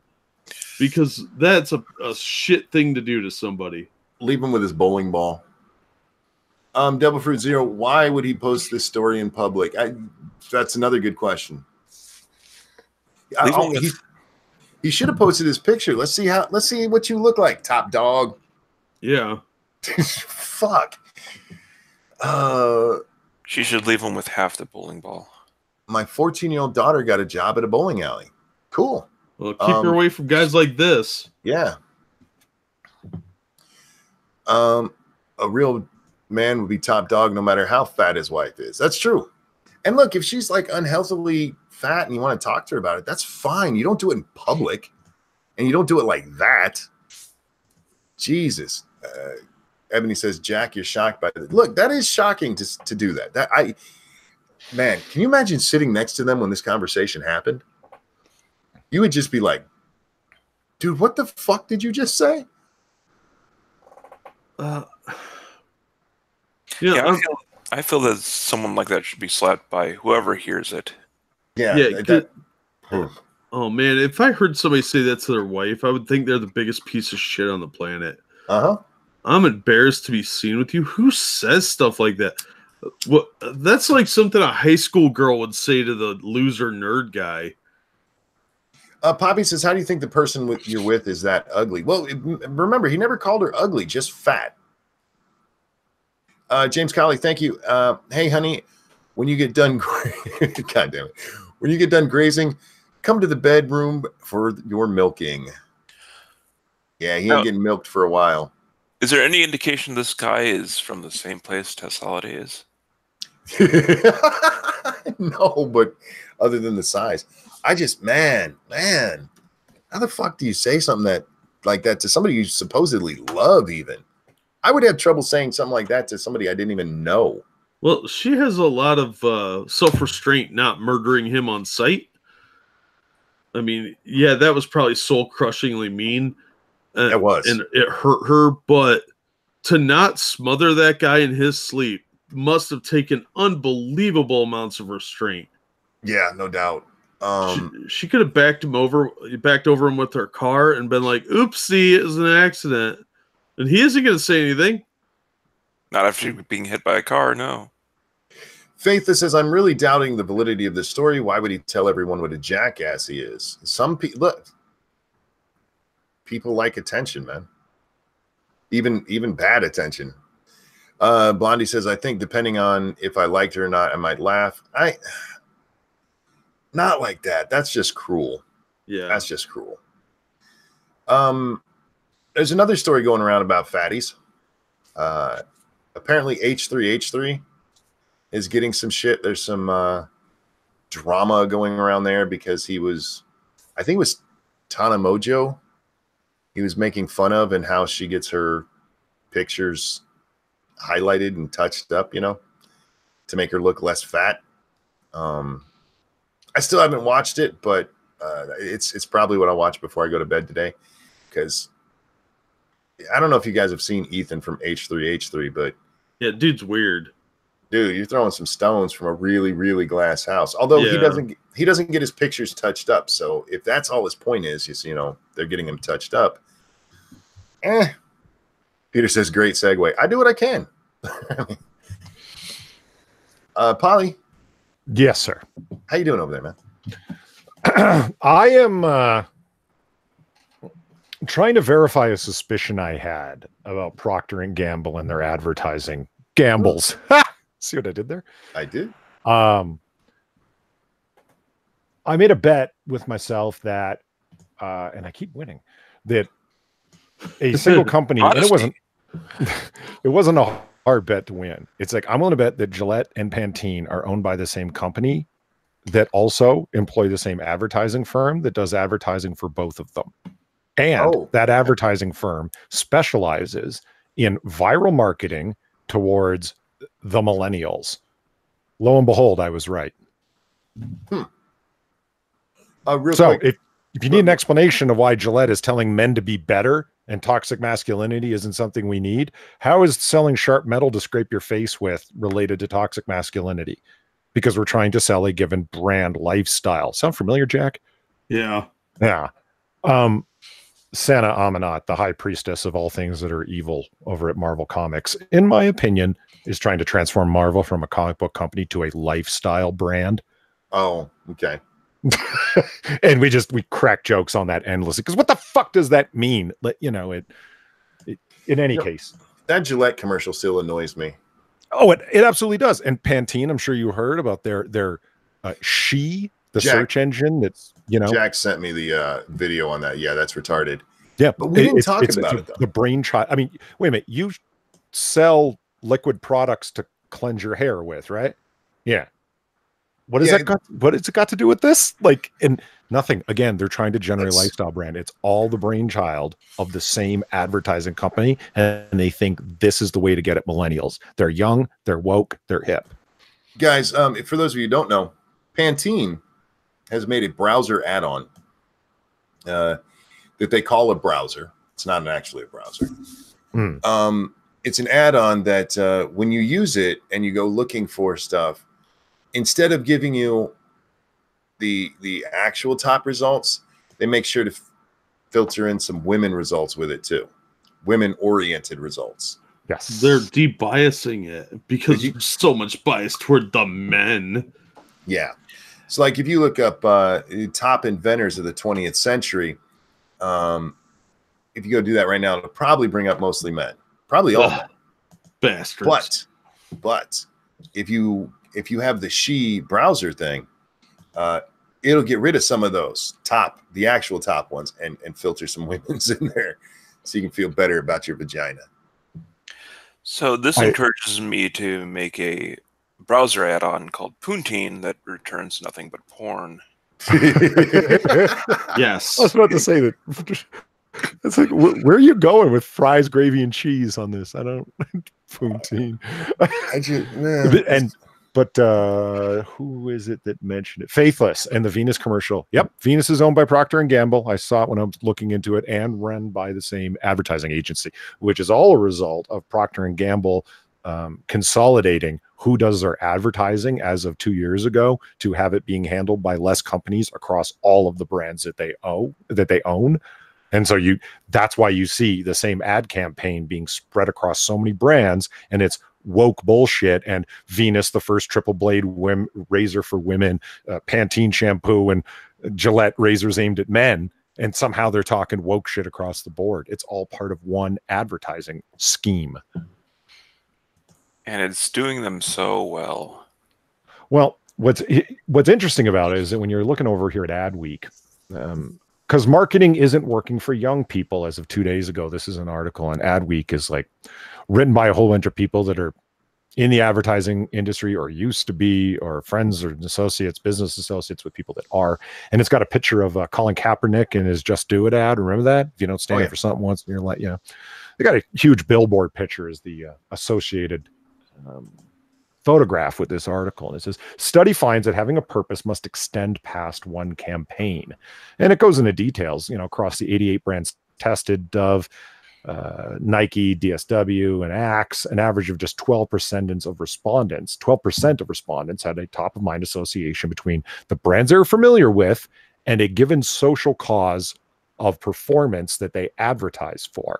Really inside baseball stuff over it. In other words, the short TLDR of this is, if you're going to want to associate your brand with a cause, you have to do it consistently and continually over time. Doing it once won't work. And that's why they're showing Nike as a picture at the top, because they did it that one time, as opposed to all of the Procter & Gamble brands. I'm willing to bet that their advertising agencies said, we're going to do it for a bunch of them, and we are going to be the woke company. I would just like to point out, if you need t-shirts, there's some down in the description you can buy. That's my branding. How did I do for advertising there? That was the... Oh, and I like women. Women are the bomb. How about that? That was a smooth segue and a not obvious appeal to a given demographic at all. Well done. Buy my shit. Women are the best. You know what? You know what got me on all this? And by the way, Monkey, I sent you another link I think you'll enjoy. Oh, the one with the x-rays? Yeah. Yeah, I saw that. Burger King's on some shit, huh? Fuck. For those of you who haven't seen it, it's Burger King put together a advertising campaign that had x-rays of people that had dislocated their jaw trying to eat their Whopper because it's so big. And it's like, hey, we warned you it was big. Look, it broke this guy's face off. A Whopper's really not that big.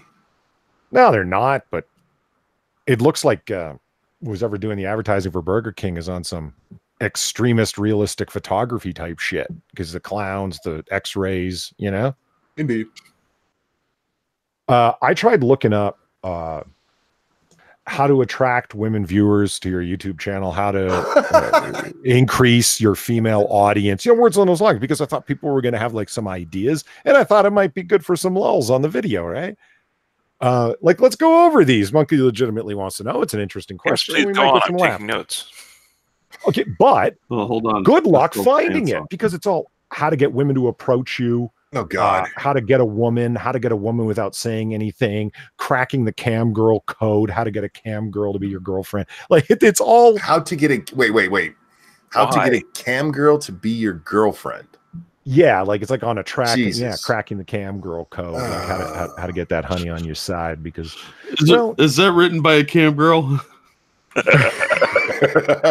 Just keep giving her 50s. She loves that shit. Good call, right? Okay. That's some good undercover shit. And it's like, and you know who's dated the most of their audience? This person, totally not related to the person who made this video. Yeah. Okay, I found this. It's 6 tips for marketing to a female demographic in the digital age. Oh, sweet. Yeah, let's hear this. This should be, if not interesting, then at least good for some laughs. Cool. Number 1, don't stereotype or generalize your marketing messages. All right. Number 2, did you just assume they were all women? Jesus, you bigot. Well, number 2 is actually ditch the pink. Okay. Yeah, I'm with you there. I got that. Number 3, market where your audience lives online. Okay. Number 4, champion a cause. See, I love women. Bring women to see me. See, you weren't listening to me. You do causes every night. It could be like save the puppies or something. Like, but instead, I got a new fundraiser for tonight, guys. This is the Ranting Monkey Should Have More Female Viewers Fund. Number 5, create compelling content. And number 6, lean on influencers to share your content. Those are dumb as fuck. Yeah, that was lame across the board. I'm sorry, what was the second last one? I didn't. Create compelling content. Who the fuck? I know. Ladies, I'm going to make like, boring content. I mean, yeah, exactly. Because guys like boring content. Like, what the fuck was that? The only one there that actually makes sense is the champion a cause. I can see that helping. And hit where they live. Yeah, if you're running your advertisements in largely male dominated or male propensity towards male interest, yeah, that's stupid. So monkey, get an IG account. That's what they're saying. Benson says that's what Jared tried to do. Yeah, you're wrong, or you're not wrong. I want to change gears for just a moment because I just saw this and it's funny as shit. Senate Majority Leader Mitch McConnell is attempting to capitalize on an out there attack that a fellow Republican made against him last year. On Thursday, the official Twitter account of Mitch McConnell re-election campaign tweeted out a photo of their new Cocaine Mitch t-shirts, which feature a faceless illustration of the Kentucky politician on the front alongside with the image of a fine white powdery substance. Meanwhile, the back of the shirt reads, Team Mitch Cartel member. Wow. Mitch, I see what you were going for there. I do. But advertising yourself as a cokehead, is that okay? Somebody get him in touch with Andy. And so they can see how this kind of thing works out. James Colley, thank you so much. I've been getting the female ratio up. Find a cool female that is willing to go along with looking at boobs, yet can give a valid female opinion. Not cunty, but awesome. I'm pretty sure that was a fortune or perhaps my horoscope. I was actually thinking about this today because this really did throw me for a loop. The actual overall viewership on my channel for women is like 17%. But for some of these streams, man, it is ridiculously low. To the point I actually question the validity of it. You see, I told you, Jack, all them jokes about chloroform, women don't like that. I've been told this with Jack, it's not a joke. No evidence of that. My lawyer will dispute anything you say. Well, all jokes aside, I don't have evidence. All jokes aside, Monkey, doubting the validity of it. I would doubt the validity of it across the board. I mean, generally, would it seem likely that you have far fewer female viewers than male? Yeah, it would. Those numbers, though, you can't trust. According to my analytics, still 100% of my viewers reside within the United States and are male over on my channel. Now, I know that's not true from the Australians I know that visit. So what the fuck? And far as an Australian female. So what the fuck? Yeah, like I've seen Ebony, Blunty, Stargazer. There's all kinds of chicks in the audience. Yep. And excuse me, women. Okay, the lovely fair sex. There you go. With women with a Y. Because we appreciate women around here. And we don't want you to think that you're just men with two little letters. That's right. You just called Ebony Williams fair, you fucking racist. Well done. Oh. Fair as in attractive. It reminds me every time something like that thing about the fairest comes up. It reminds me of that episode of the original series of Star Trek when what's his name has that disease. Sulu has a disease that makes you act drunk, even though you're not, like your inhibitions are gone. So he's running around pretending he's a swashbuckling pirate. And he runs onto the bridge and he grabs Uhura and goes, "Don't worry, fair maiden, I will save you." And she pushes him away and goes, "Sorry, neither."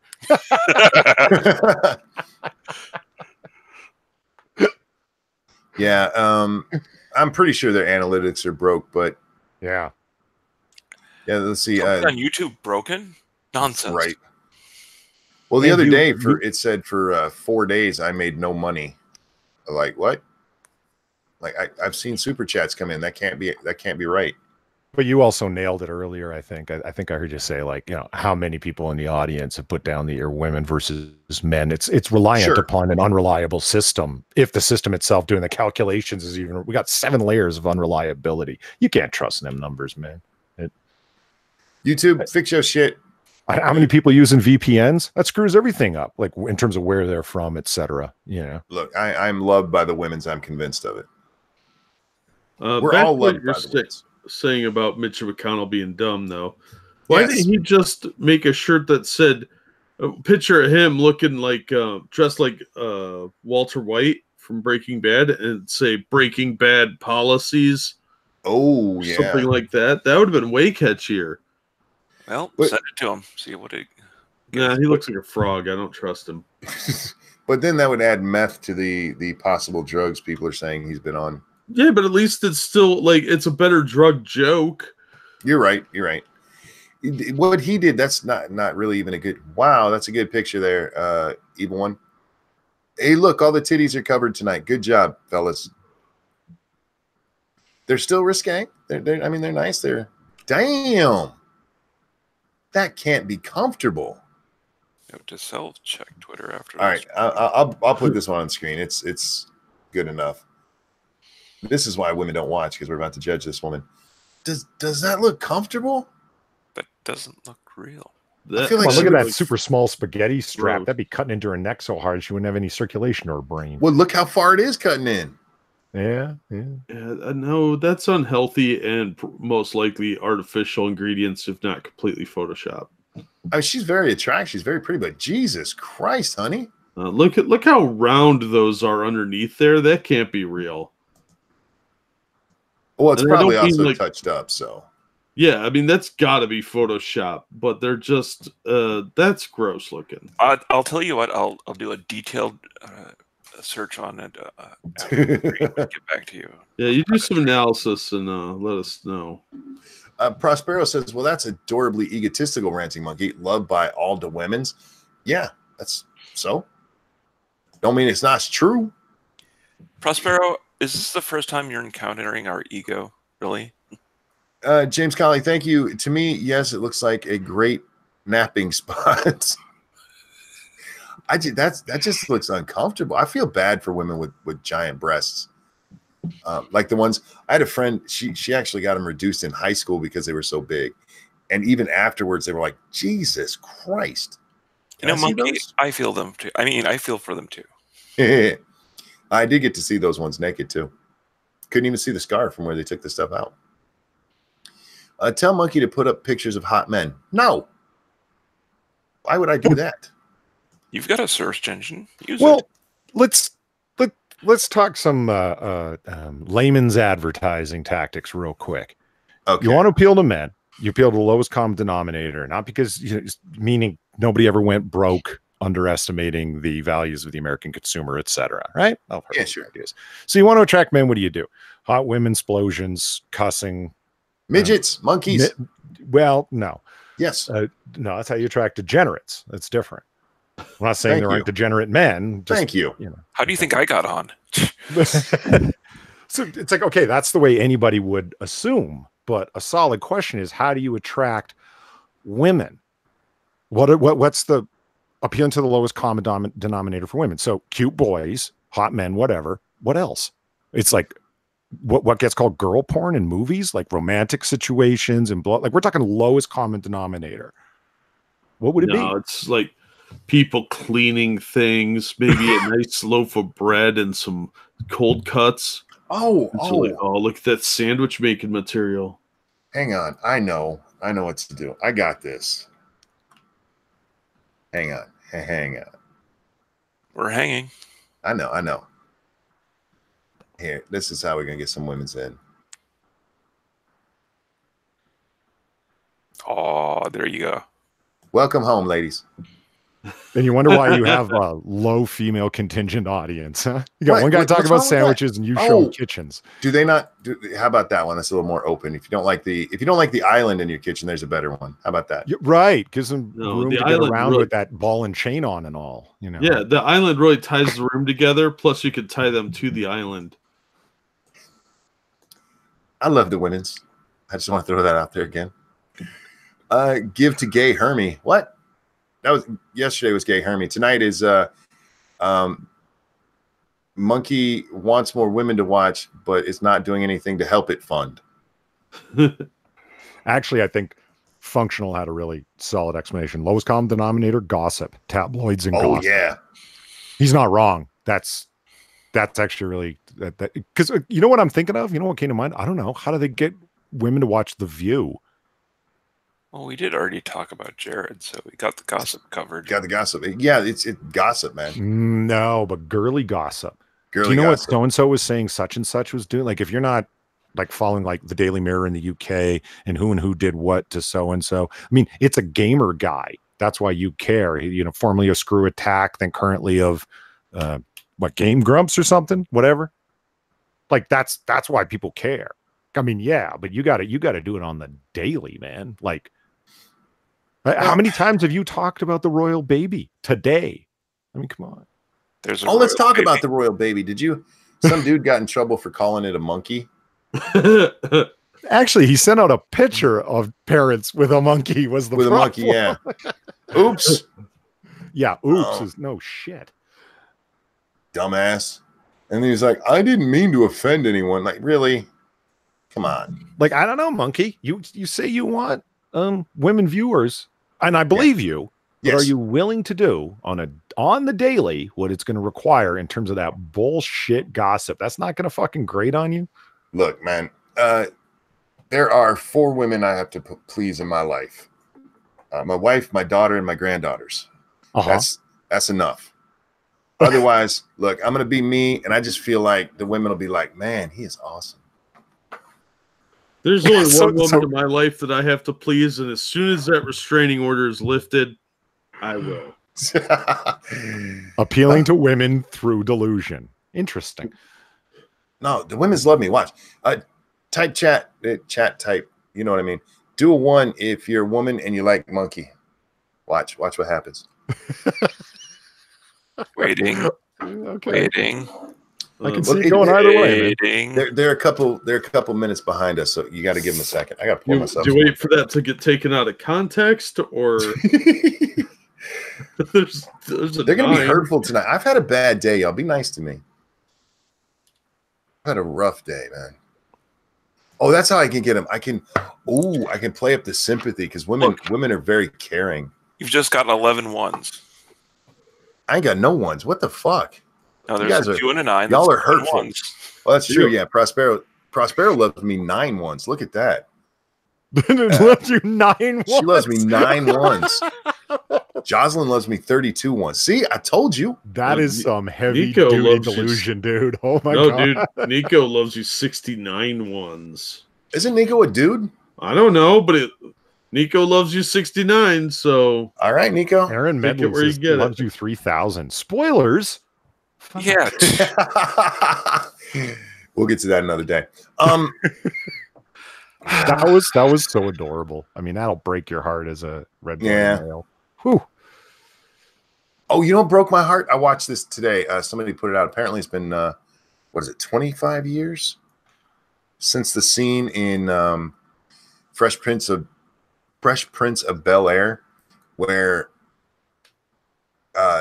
Will breaks down about his dad and why his dad doesn't love him.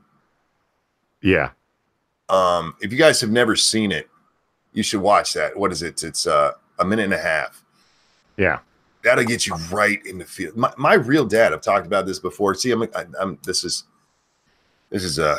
not going for sympathy. I'm just telling you, this is life. I've met him one time, my real dad. After my mom died, he stopped contacting me at all.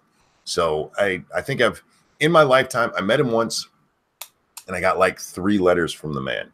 And otherwise, he's never cared about me at all. So watching this is like, yeah, that hits me in the feels. Hits me in the feels real hard. So press 1 for Loving Monkey. Over on Evolved Potato. It was like, so tell an emotion-fueled story. And then I'm likable, right? Ladies? Right. Evolved Potato, thank you so much. 1 in money. Thank you. Thank you so much. See? Tells you. People love me. Is he still alive? I have no fucking idea. Honestly, I've had no contact with him since I was 14. No, I thought you were talking about Ben Vereen for a second. Oh, what? No. Are you watching that scene? No, I Oh. just happen to remember it was like, of all, like, oh great, Ben Vereen gets to play the deadbeat father. Nice. No, I'm just that fucking scene. That is heartbreaking. And for anybody who says Will Smith can't act, suck my dick. Yeah, and how often does he do stuff like that instead of playing the coolest fucking guy in the world? I mean, I know, and I get that, but you know what? If you get a chance to be the coolest guy in the world, you do it. there's lots of actors who don't, right? So, yeah, and you know what we call them? We call them. What was his name again? That's what we call him. That he missed my joke there.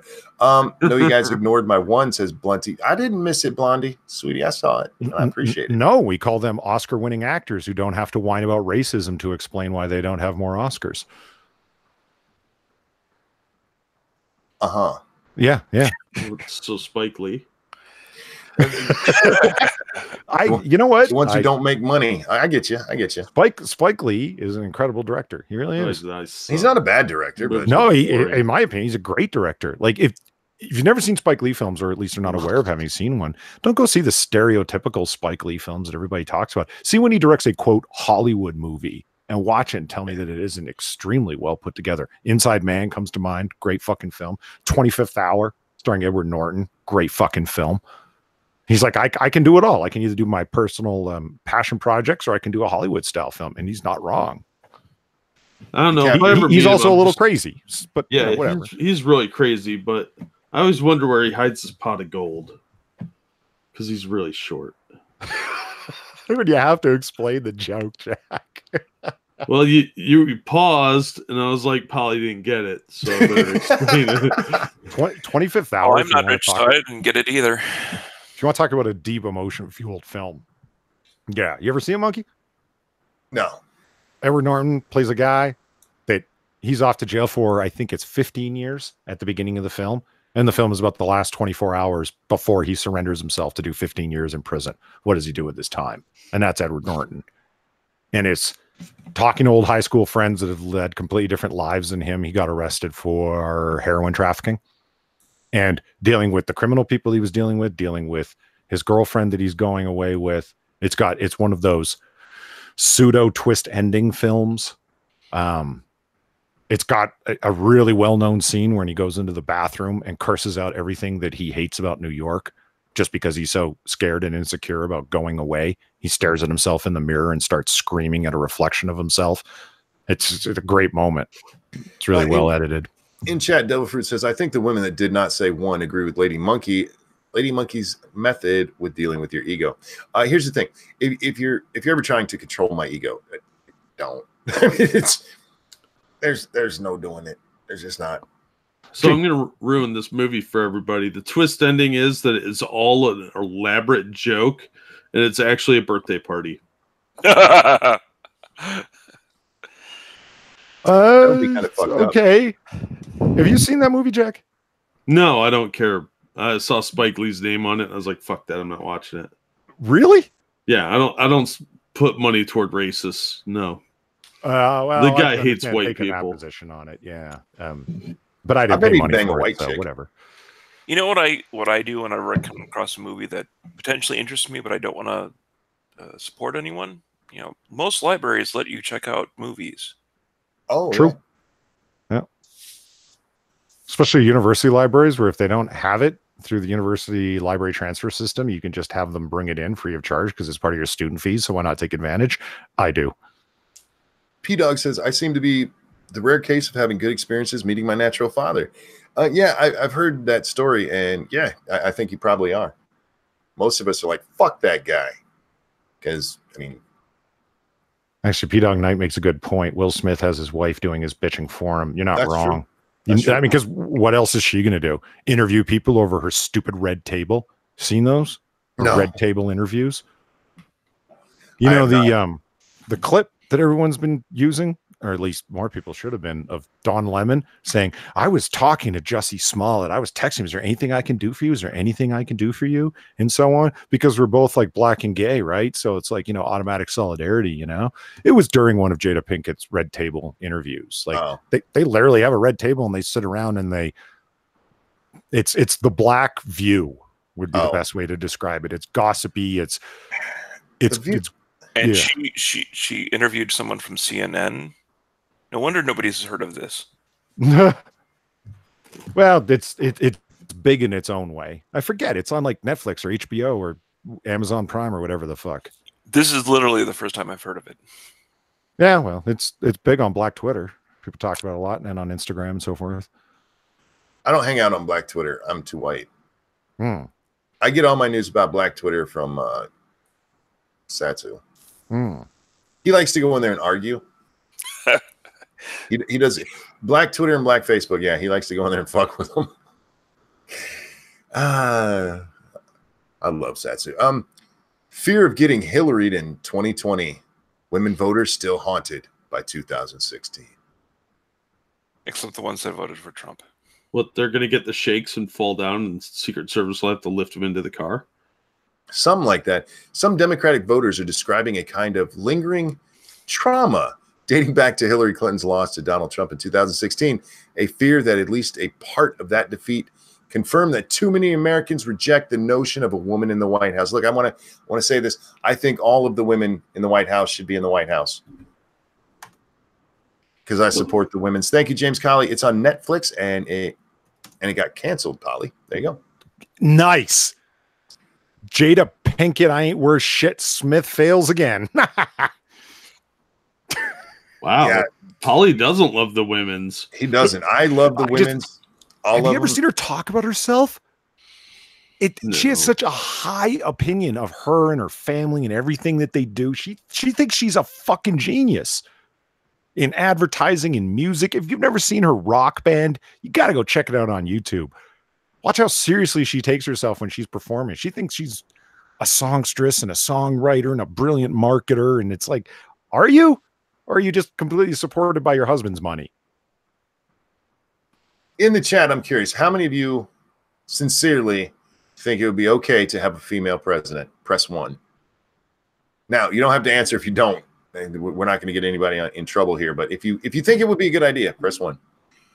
I just love this article because they talked about how they have lingering trauma. Isn't that a fucked up word to use in this situation? Trauma? Trauma. Yeah. However, you know what? This article made me go back and watch the TYT meltdown from 2016.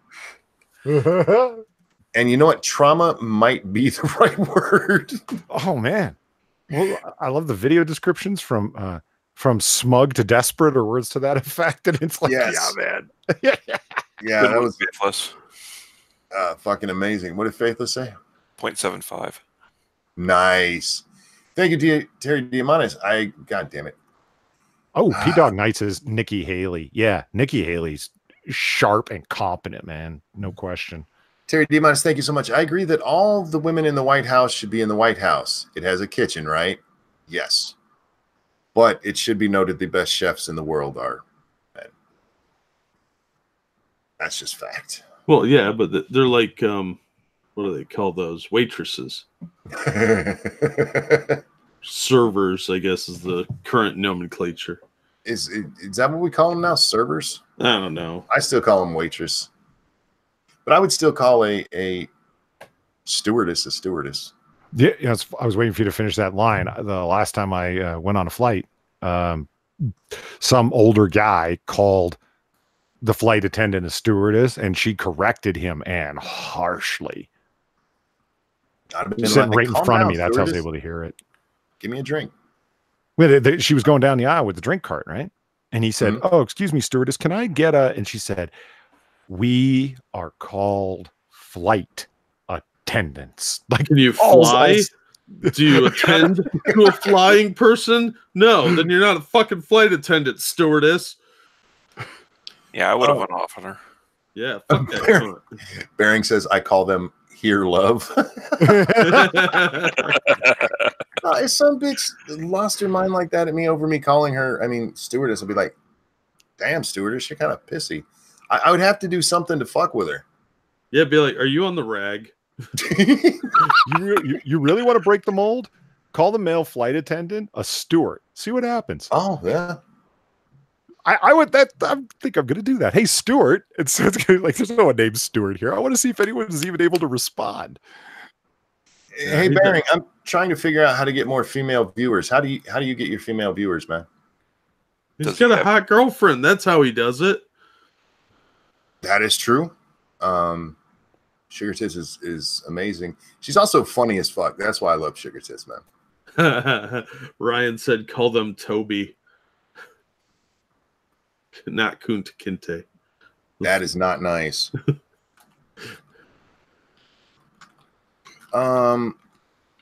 Sorry, I'm doing stuff in the background here. That's when these guys are supposed to talk, and they all of a sudden. No, you didn't give me a heads up that we're supposed to say something intellectual here. I don't know. Probably say something fell smart. so flat. I just. Whew. Did what now? What? Okay. Exactly. Okay, you want to talk about flat things? I got a good laugh out of this. Uh-oh. So I'm looking at the don't ask questions about this. Just go with it. I'm looking at the different neighborhoods and how they're gang controlled in Compton. And okay, what? I said don't ask questions, man. What the fuck? There's an app for that? All right, go on, Batman. And like, who controls what? And because there's more and more push from the south of Compton towards the north gang controlled areas are getting smaller because the southern gangs are. Anyway, doesn't make a difference. Look, there's a you'll have certain areas inside of a city where it's like a little bit higher elevation, so they'll call it the hill, and then they'll call the lower area the valley, and then the flatlands. But it's all inside of one city. It's not very big. Now Compton is not very big, but they do have the higher and the lower areas, whatever, the flatlands. You all jokes aside, you want to know what the people who occupy the flatlands, the Hispanic gang, call themselves? Flatties. Sure. The Tortilla Crips. Wow. The like, Taco Bell Mafia. I'm like, for real? That's what you got? Like, and their arch enemies, the fajitas. Because it's like, I get it. You're a Hispanic gang. You're all Mexican. You're in the flatlands of Compton. But you went with tortilla? Like, was that an attempt to get to the joke before somebody else did? Dude, I would not mess with those guys. You know they're angry. I'd tip them. Tortilla Crips. That's amazing. Look it up, man. I'm not even making it up. Now, can I ask why you're looking up gang things in Compton? I have a wide breadth of interest, Monkey. All right. I'm not judging too much, but that seems weird. I wanted to see if it was true that the Northern Mob Pyrus aren't doing as well as they were 5 years ago. And it's true. They've lost a whole bunch of neighborhoods. I'm sorry that your favorite gang is losing. Are you losing in the pool? Like, is it by the end of the month, whoever controls the most territory wins the pool? Like, but interesting, the Kelly Park Compton Crips are doing better than ever, and there's no reason that they should be. But yet, they still control all the territory they did 10 years ago and more. Well, it's good leadership on their part. I guess. Who's your favorite gang, Polly? I don't have a favorite gang. That doesn't even make sense. Yeah, that's the part that doesn't make sense. Yeah, who are you rooting for, Polly? I'm not. Yeah, see, Prosperous is right. Political science is a wide-ranging topic. It's yes. Oh, man, wait. I got to root for someone. Shit. This is political science? No, not at all. I will tell you out there. I will tell you this. It's you get certain ideas. Hang on. Furry Kitten says you're messing with the wrong guacamole.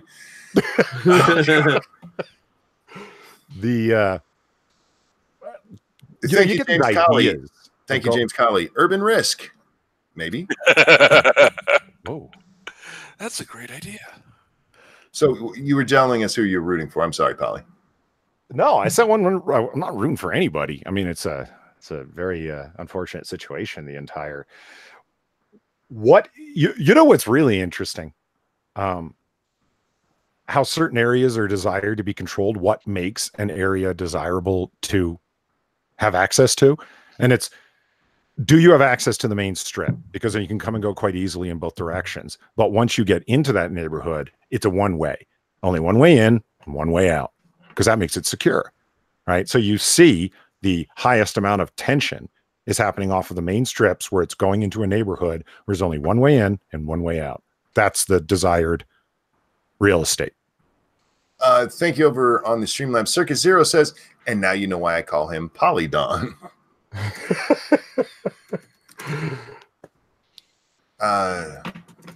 Tortilla Crips. Jesus fuck. I don't even know how to process that. I told you it's fucked up, right? It's just what the hell. Where do you go to look up which gang is controlling Compton? Well, you have to go to filed police reports and stuff with Homeland Security, and it takes a while to get it all together. But remember, my day job, I'm a researcher, so I go until I find what I'm looking for. All right. If you want, I can set up like a fucking Google share engine and just like move, or what do they call it? Google Drive. Thank you, Google Drive. I don't trust Google Drive personally, but So what you're saying is if you worked as like an assembly line factory worker, in your free time, you just start building shit on your own time, on your own personal little assembly line at the house. Sounds like. Anyhow. What? Oh, God. Nothing. I'm getting tired, y'all. Polydon, so he's a mafioso. No, he's a gangster. neither. Polly's One love, all baby. One love, baby. Oh, wow. What's your favorite gangster movie there, Polly? That's a tough question. Like crime cinema film or like gangster movie? What's the difference? Well, if you're like crime cinema, you could put anything that was like any kind of heist film would fit in that area, like and the score and so forth. We're talking gangster movie, man.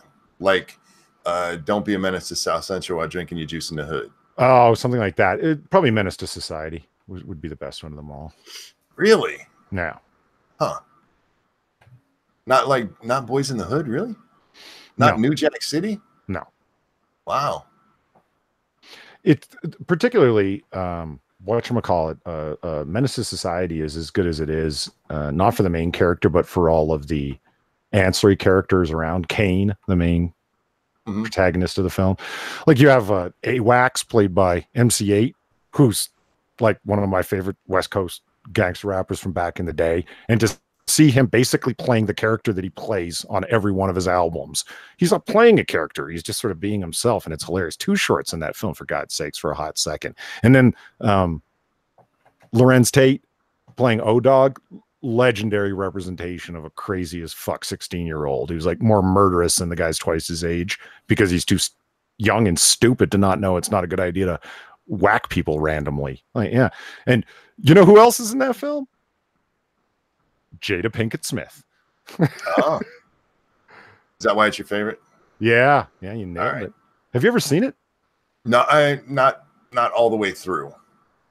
I'd recommend it. It actually is a legit good film. Best Hughes Brothers film ever made. Oh my God. Yes.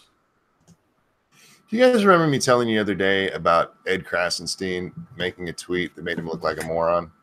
That's because his every tweet is. He got the pay for teachers wrong. Yes. In Florida. He just retweeted the same damn thing.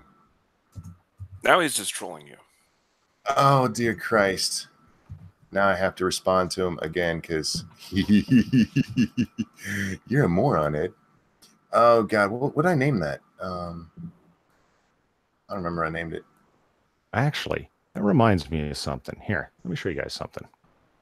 I was doing a little fun time research because I had nothing better to do with my time. And is that all you do with your time is research? It's my day job, Monkey. What do you want me to tell you? No, I get that, but I mean, a whore, she doesn't like. Good point. It's not like horror sleeping with everybody while she's off the job. Now, Monkey, if you're smart, you would have not, made that sort of analogy. You would have just given him assignments to do research for you. Well, no, I can still do that. He's part of the ass crack team. Now I know what a crack team is. What the fuck's an ass crack team? It's research on asses, dude. Oh, right.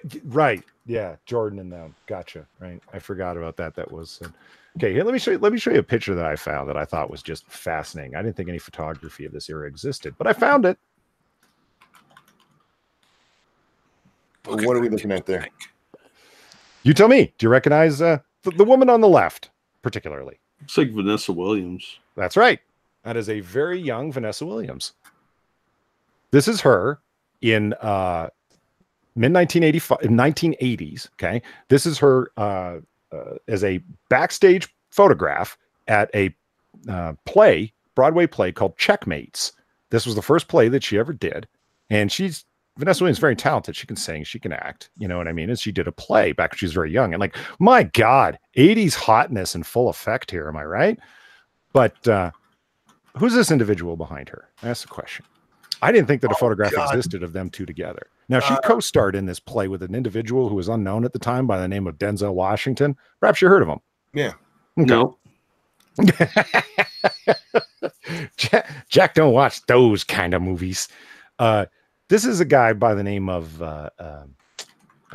Harris, Michael Harris, known on the street as Harry-O. Okay, he's the guy that funded this play as one of the producers of it. He decided to get into the entertainment industry. He was very big. He's also a massive cocaine dealer.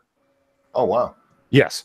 And he's currently in jail as of a year after this photograph and up until the current day. And he's currently still in federal prison for cocaine smuggling into the country, cocaine trafficking, possession with the intent, and this is all interstate, that's why it's federal, and for attempted murder. It all came to an end when he tried to whack out one of his fellow business partners who he shot out in the desert and left for dead. Unfortunately, the guy wasn't dead, who got up, hoofed himself to a house where they called an ambulance and so on. And of course, this guy turned state's evidence. And information and so on and so forth leads to this guy's downfall. So while this guy, Harry-O, is in jail, who nicknamed himself after a 70s detective drama, I didn't know that until I looked it up. Like, what kind of name is that, Harry-O? But Michael Harris is what he goes. That's his alias.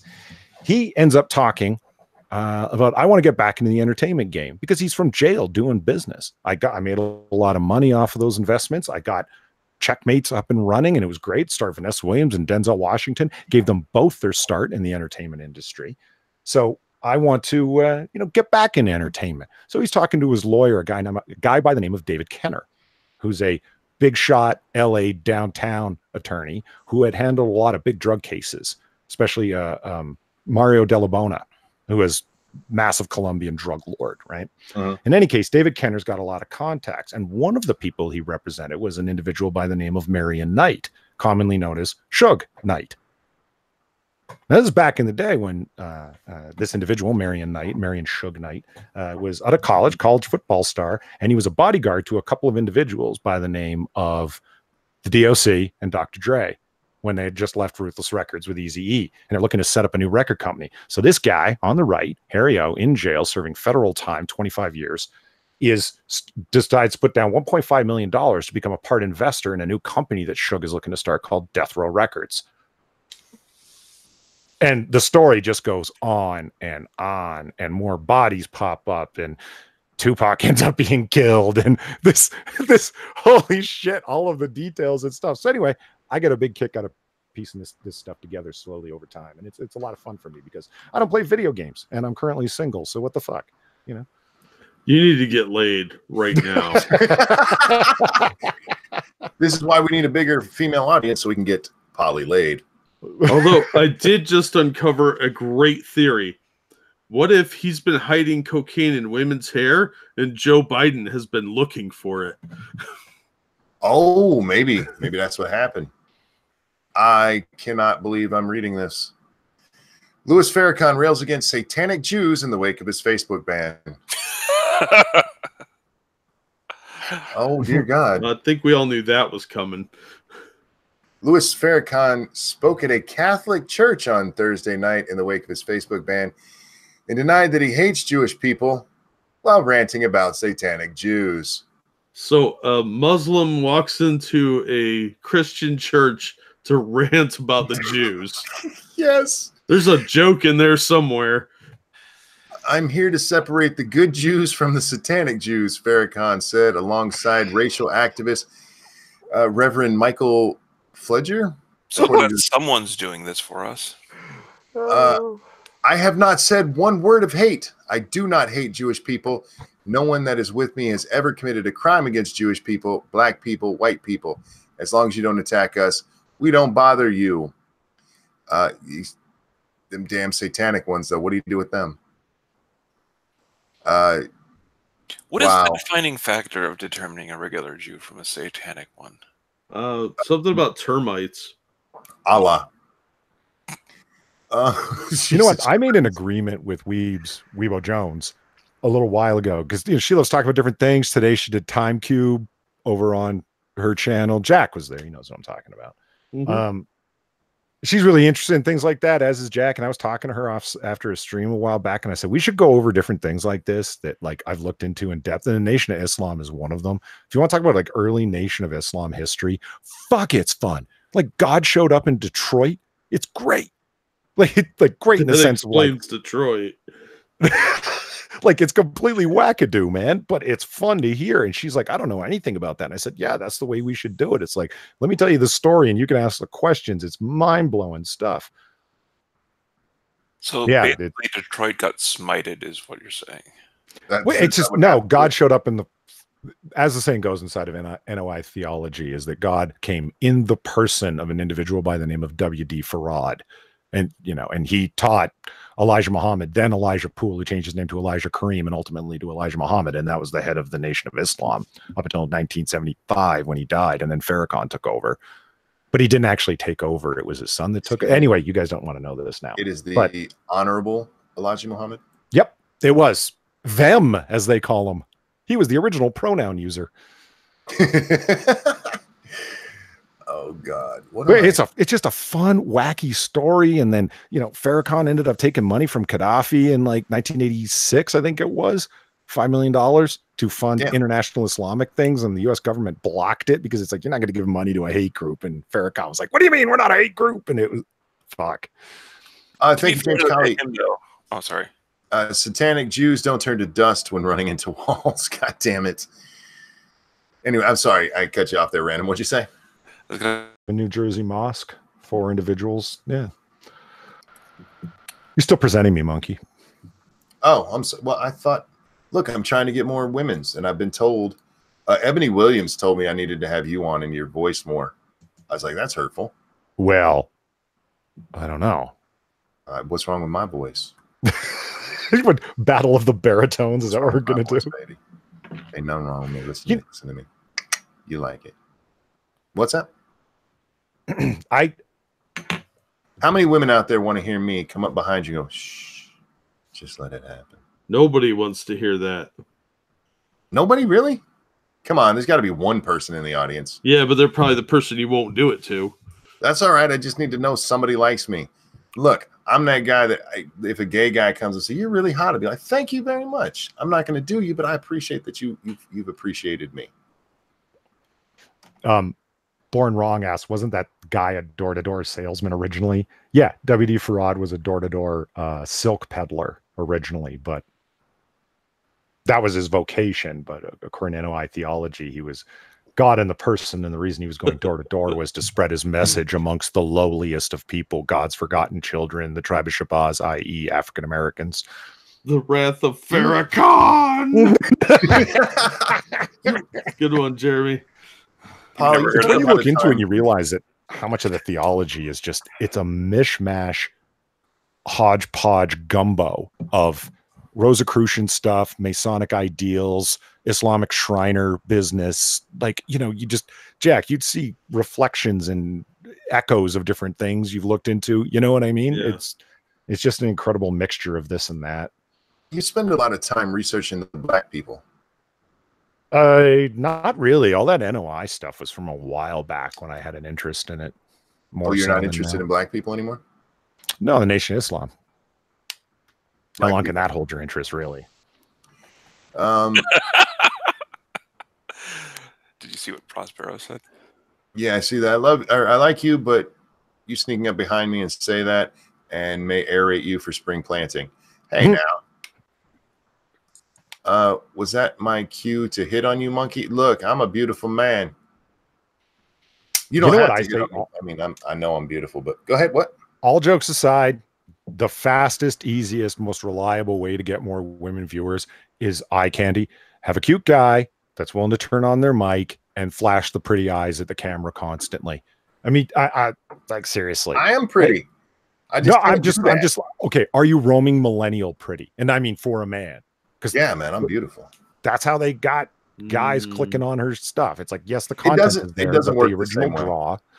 I know. I deny that. It doesn't work the same way. Women, there's just far fewer women on the platform. If you want women, you know how you do it. You have a makeup channel. You do silly makeup shit. Make yourself look really pretty. Okay, so Polly, you're gonna have to start doing face cam and cleaning a kitchen while petting a kitten, and that'll bring all the ladies in. I'm like, why do you think that they put Chris Hemsworth in the Ghostbusters 2016 film? That was the cute guy for the women. Because they thought he was funny for some reason. Well, they thought he could do comedy, yeah, but they didn't pick an ugly guy to do it. None of them could. Yeah. P-Dog wants to know why you don't like black people anymore, Polly. Yeah, stop being hurtful. Yeah, Polly. I am not wrong for the random things that Monkey pulls out of his butt. So referencing him only encourages him to pull more things out of his butt. So Ebony said she's just here because of Polly. So I know. It hurts. That hurts. I feel special. No one nowhere says you need a woman for the others women to be secretly jealous of. Ooh. And Blondie says, yeah, women don't like politics, like I said earlier, except weirdos like me. Well, that's part of what we talked about with like the gossip stuff. That would get us a lot more. See, Prosper says women are pathetically similar to men in that way. What? Women like cute guys. Shocker. I mean, seriously. No, it's not. See, it's not the same. You can get guys, any guy. Oh, she's pretty, and they'll click on it, and the women still have to be women on YouTube. They're more likely to click on a dude in makeup than just a regular, normal looking, nice looking dude. You want to check? Go look up Jeffree Star's Social Blade. Who's that? He's a makeup dude on YouTube who puts on makeup. He's built a multi-million-dollar company selling his own makeup now to women. Yeah, women fucking love him. You know how else you do it? Be gay. Women love the gay men. Which one of you can take a dick for us? I don't know. Not me. I think that women like the gay because they're going to be talking about makeup and gossip and a whole bunch of other stuff, and midgets and women with 2 buttholes and constant tits aren't going to come up. What? Just saying. So you're saying women don't like me because I'm me? That's hurtful as fuck, man. Why not just say your wife likes you? What matters more than that? Monkey, you embarrass us. I'm not embarrassed by you, Monkey. I know. I'm worse. You and me right there, man. Polly just called me fat. At a bowling alley. That's a callback, Polly. I like Jeffree. I'm not afraid to admit it. I hate the rest, though. The way I know Jeffree is because my wife likes Jeffree. Really? Yeah. Does she give her reasons why? Like great makeup tips or what? No, he's funny, is what I hear. Like I've watched, and no, he's not. He's just a somewhat gay dude who puts on makeup and dresses androgynously.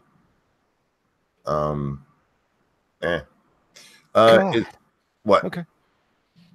Look him up. I'm just trying to picture what kind of comedy this person does if they're funny. Well, it's not like real kind. Like you'd have to see it, man. What is like little like? I mean, I didn't think he was doing stand up, but it's just like kind of like little things he says while he's doing his makeup that are funny. Yeah, the stuff he says as he does his. Hey, look, Far's here. You can ask her. Far, why don't you like me? That's not what I wanted you to ask her. Yeah. Hang on. You guys talk for a moment. So what did you guys talk about on your Wednesday stream? Well, it's a good thing you asked. There's the link to my channel where you can find our most recent stream where Jack Inquisitor and myself talked about all things comic books and movies and pop culture related. And it was It was fun. But Jack, you know what we didn't bring up? Remember we kept talking before we went live that we're forgetting something? Uh-huh. We didn't talk about the Jeremy Hambly thing, man. Oh, yeah. Jeremy Hambly. He's the quartering. Oh, okay. What did he do? He go ahead. lawsuit. Yeah, he settled the lawsuit for getting punched by that guy that was a so-called Nazi hunter. Oh, I saw he had a video out, and I didn't get to watch it. I meant to. Yeah. Homeboy had to stand there in front and give a agreed between the parties, contractually agreed upon statement of, I do not now and I did not then think that Jeremy Hambly was or is a Nazi. Cool. That is the worst answer to the question asked, but that's what we didn't talk about, Random. I loved Razorfist's description of that. He's like, ooh, that crow goes down smooth, doesn't it? So that my anger got the better of me. I overreacted, disagreeing with his politics, which is really all that it was that's crap, violence. though. What's that? I said that's crap, though. This wasn't my anger that was planned. Oh yeah. But I mean, they agreed upon it, and but that was that. Yeah, that you got to allow him to save face. Yeah, I mean, he's admitting that he was in the wrong. He shouldn't have attacked him. He doesn't think he's a Nazi. And my joke to these guys was like, God damn, you're in 2019 clown world, full honk honk, when somebody is on camera saying this guy's not a Nazi. Like, are you fucking kidding me? Yeah, how embarrassing for you that you had to do that. Because you went around posing in t-shirts, I punch Nazis, and you're such a big tough guy, and you went and beat up some 6'5", gentle as fuck board gamer because you think he's a Nazi. Like, are you fucking like literally crazy? He sucker punched him too. It wasn't even like confrontational. It just ran up behind him and smacked him in the head. That's cowardly. And and when he runs into the restaurant, was it like Jeremy Hambly like takes off like, what the fuck is going on? And they kind of block him from getting in the hotel or restaurant entrance. So it's still in this rage, and he punches out a window because he's so mad, like, fuck, wham. Real quick, Ryan says, ProJared, isn't Jared in prison? Different Jared, my friend. Go back to the start to hear what we talked about with him. This is an asshole who's just ruined his career on YouTube. Also, hear me say that exact same thing.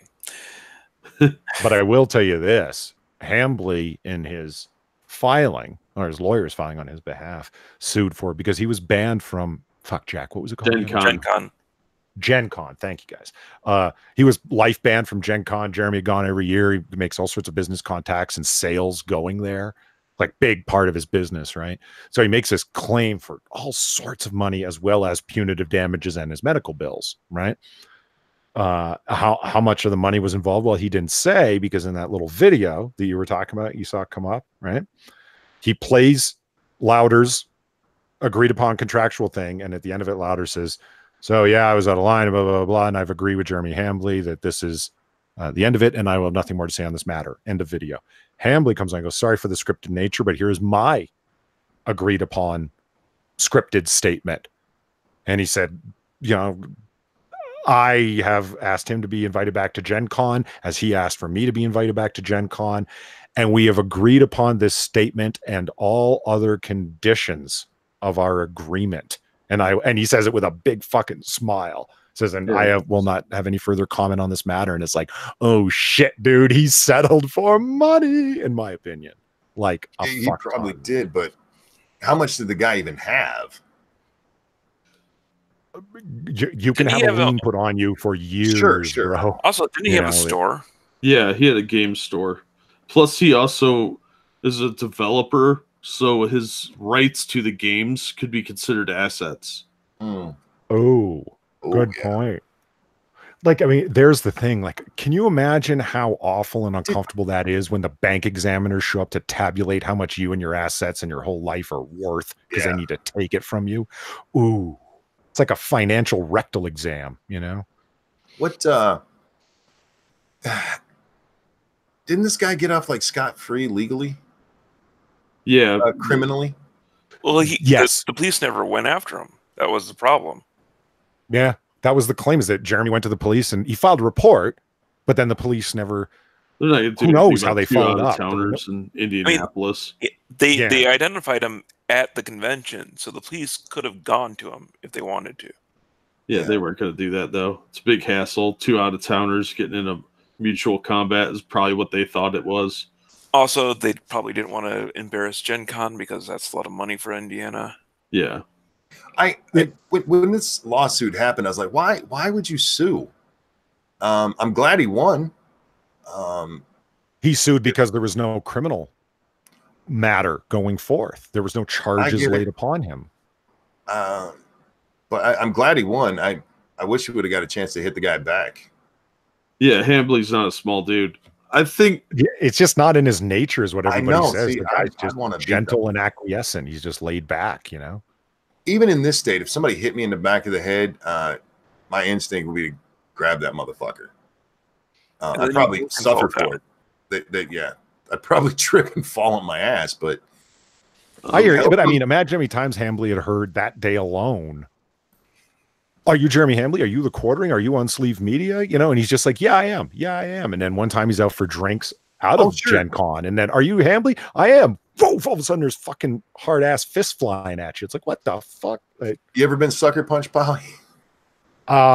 Yes, but it wasn't successful. It was like punch, push, punch, like out of nowhere. Yeah. No one never made good contact, but anybody can get got by surprise. I'm not. I and nobody else, or I'm above it. It is enraging. Seeing Jeremy was actually rather calm about it.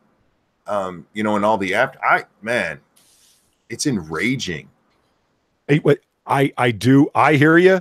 You make a great point, and that explains a lot of his justifiable smarm in that video he put up. Smiles and thumbs up and whatever. It's like, yeah, we won thing. Yeah. Yes. That video, like, he's not cheering, but you can tell he's pleased with the outcome because you embarrassed me publicly. And now, as a course of that, you have to admit what you said. Like, you thought I was a Nazi. Imagine the people that know Louder. That's what I was saying to Jack and Quiz, who have no idea about all this internet, blah, blah, blah business. And it's like, why did a court require you to say that you thought somebody wasn't a Nazi? Were you just calling people Nazis? Well, you don't understand. He said some mean things to a cosplayer. What? What's that got to do with Nazis? What the hell's a cosplayer? That's what normal people say. Yeah, you see what I'm saying? Like, how are you going to explain that as Louder? It's like, well, hey, Louder, you want to get in this business venture?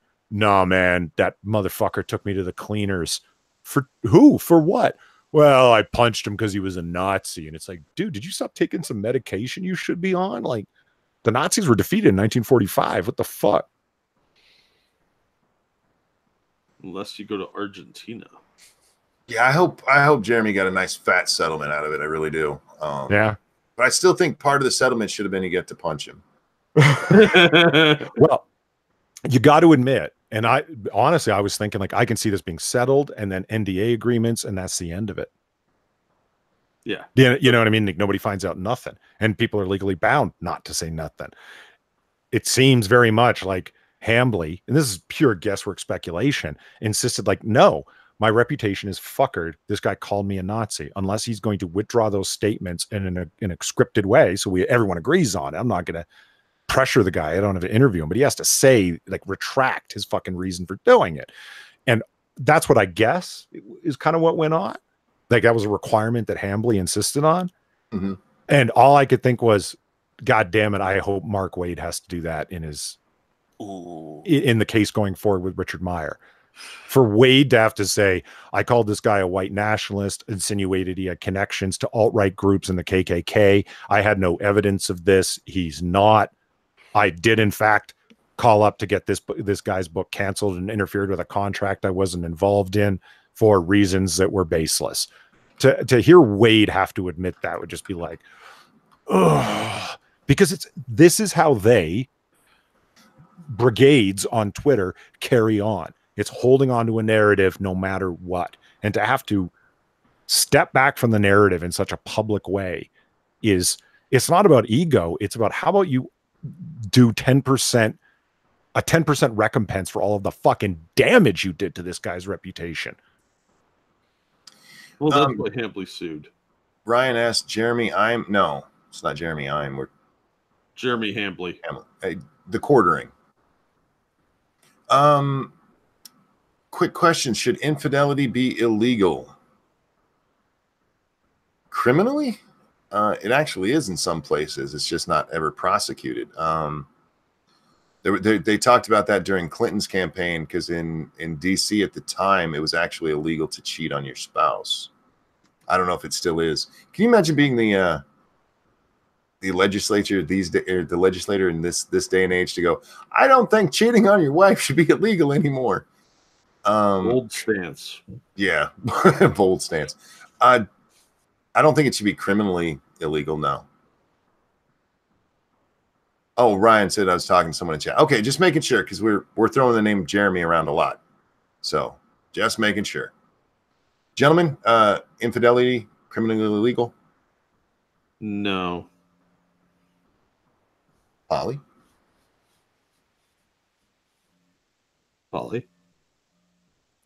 I just got cut off, so I don't know if there's a issue here.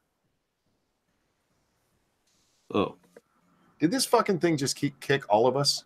Yes, it did. Oh, hey, I thought it might have just been me, but look at all the doubles, dude. This is weird. Holy shit. Jack's the only one who survived. Winner! Damn it, it's the Clone Saga again.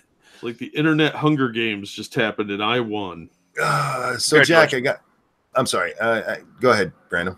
No, I was just congratulating him on winning. Oh, I got Jack's answer. And you, Polly, random, should infidelity be criminally illegal?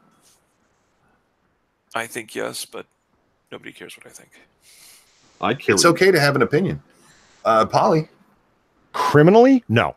Yeah. No. I think it's fair to make an argument that in our marriage agreement, we're agreeing under civil law to be faithful to each other and only to each other. Therefore, if you violate that infidelity, you're liable civilly. I could see that. Yeah, that makes sense. But criminal? No. Fuck no. Now, hang on a second. That brings up an interesting point. What if in your prenup, you agree to have it held criminally liable? Would that work? You can't agree in a civil agreement to create a new criminal law. Why not? Right. Because it has to be passed by legislators. Whatever. Those people don't know what they're doing.